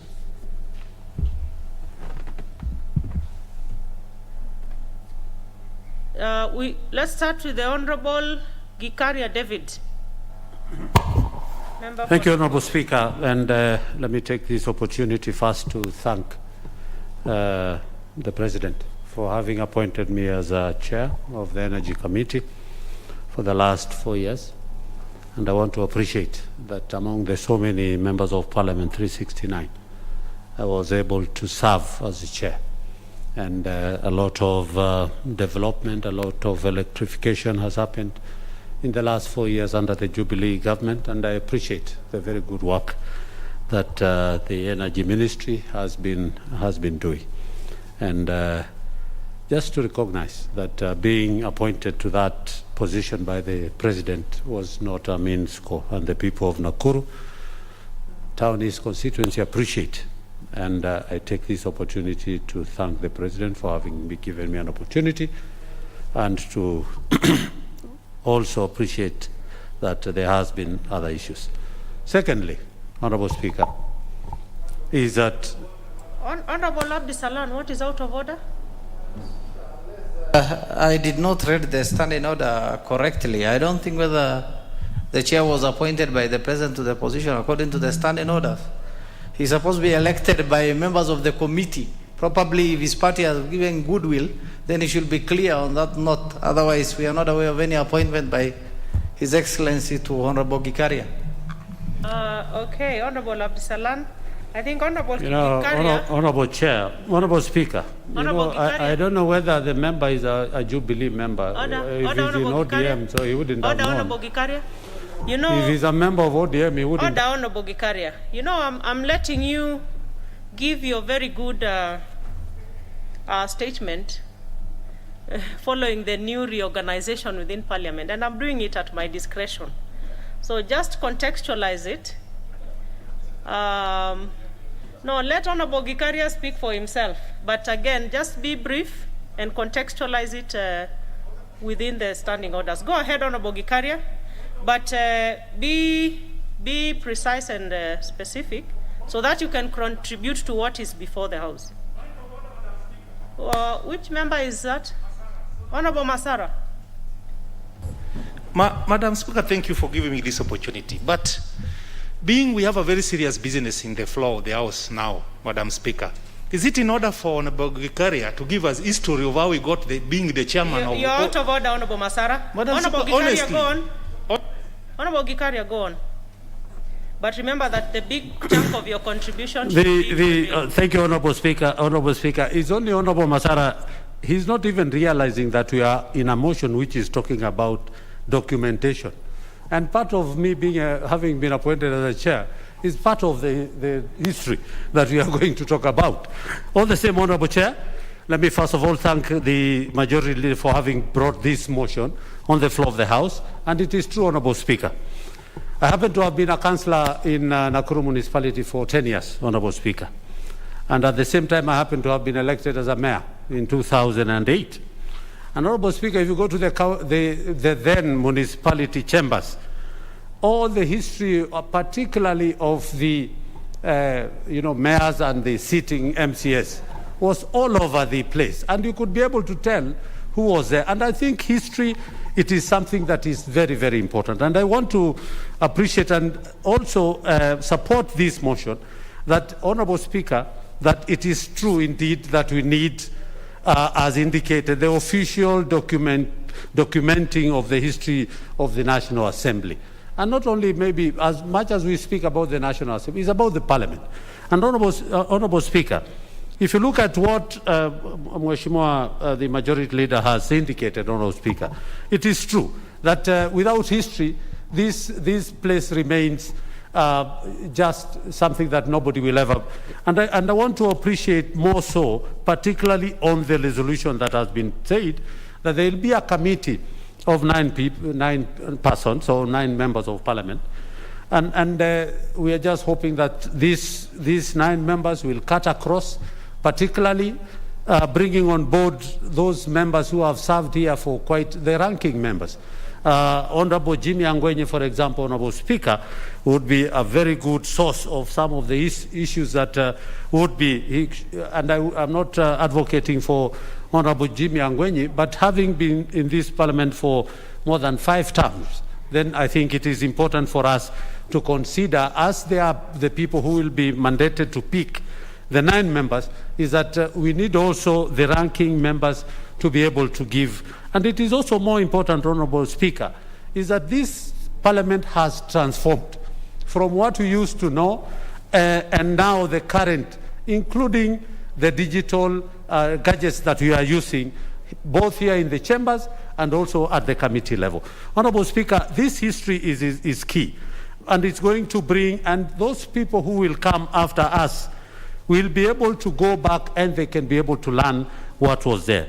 And Honorable Speaker, looking at what has been suggested, that the clerk should expedite this, Honorable Speaker, I think it is very, very important that before this Parliament comes to its end, Honorable Speaker, that the clerk will be able to have done these kind of issues. Honorable Speaker, if you look at the Constitution when we changed our Constitution in 2010, it brought a lot of issues again back to Parliament, which again, those people who will be coming after us, and even our children who will never be members of Parliament, or any other Kenyan who would want to see the performance, for example. This Parliament and the last Parliament, Honorable Speaker, has really performed in terms of the mandate that has been given to this under Article Constitution, under Article 95, particularly on legislation. And Honorable Speaker, much as we will be remembered for a few, some of the things that should not be recorded and should not be kept in the history is the few negative things which have been fighting, particularly the fights around here in the chambers, and like the other day where a member was almost lost an eye. So these are some of the issues that we should also, much as we are doing this recording, Honorable Speaker, let there be the positive things only that should be able to be included in this. So with those few remarks, Honorable Speaker, I support this motion, and I hope that this is done faster, that we can be able to address this before the end of this Parliament, the 12th Parliament. But Honorable Speaker, with your permission, maybe I needed to ask for guidance. I don't know whether it's now or later, because I needed some advice, and not advice actually, but your ruling on matters to do with the elections, as my brother has just indicated here, elections of the chairs and the vice chair. Madam Speaker, I wanted you to give us a ruling on some matters which are very weighty that I witnessed in the last election, when we came in, which could affect future elections for chairs and vice chairs. So I needed, if you allow me, maybe it's a quick thing I could be able to ask. No, not now, Honorable Gikaria. Okay. You may want to consult with the clerks to find the appropriate avenue. Because I don't know what it is you want to say, but it's actually about elections. You certainly cannot raise it now. Okay, Honorable Speaker. Get advice from the I clerks. stand guarded, Honorable Speaker. And I don't know whether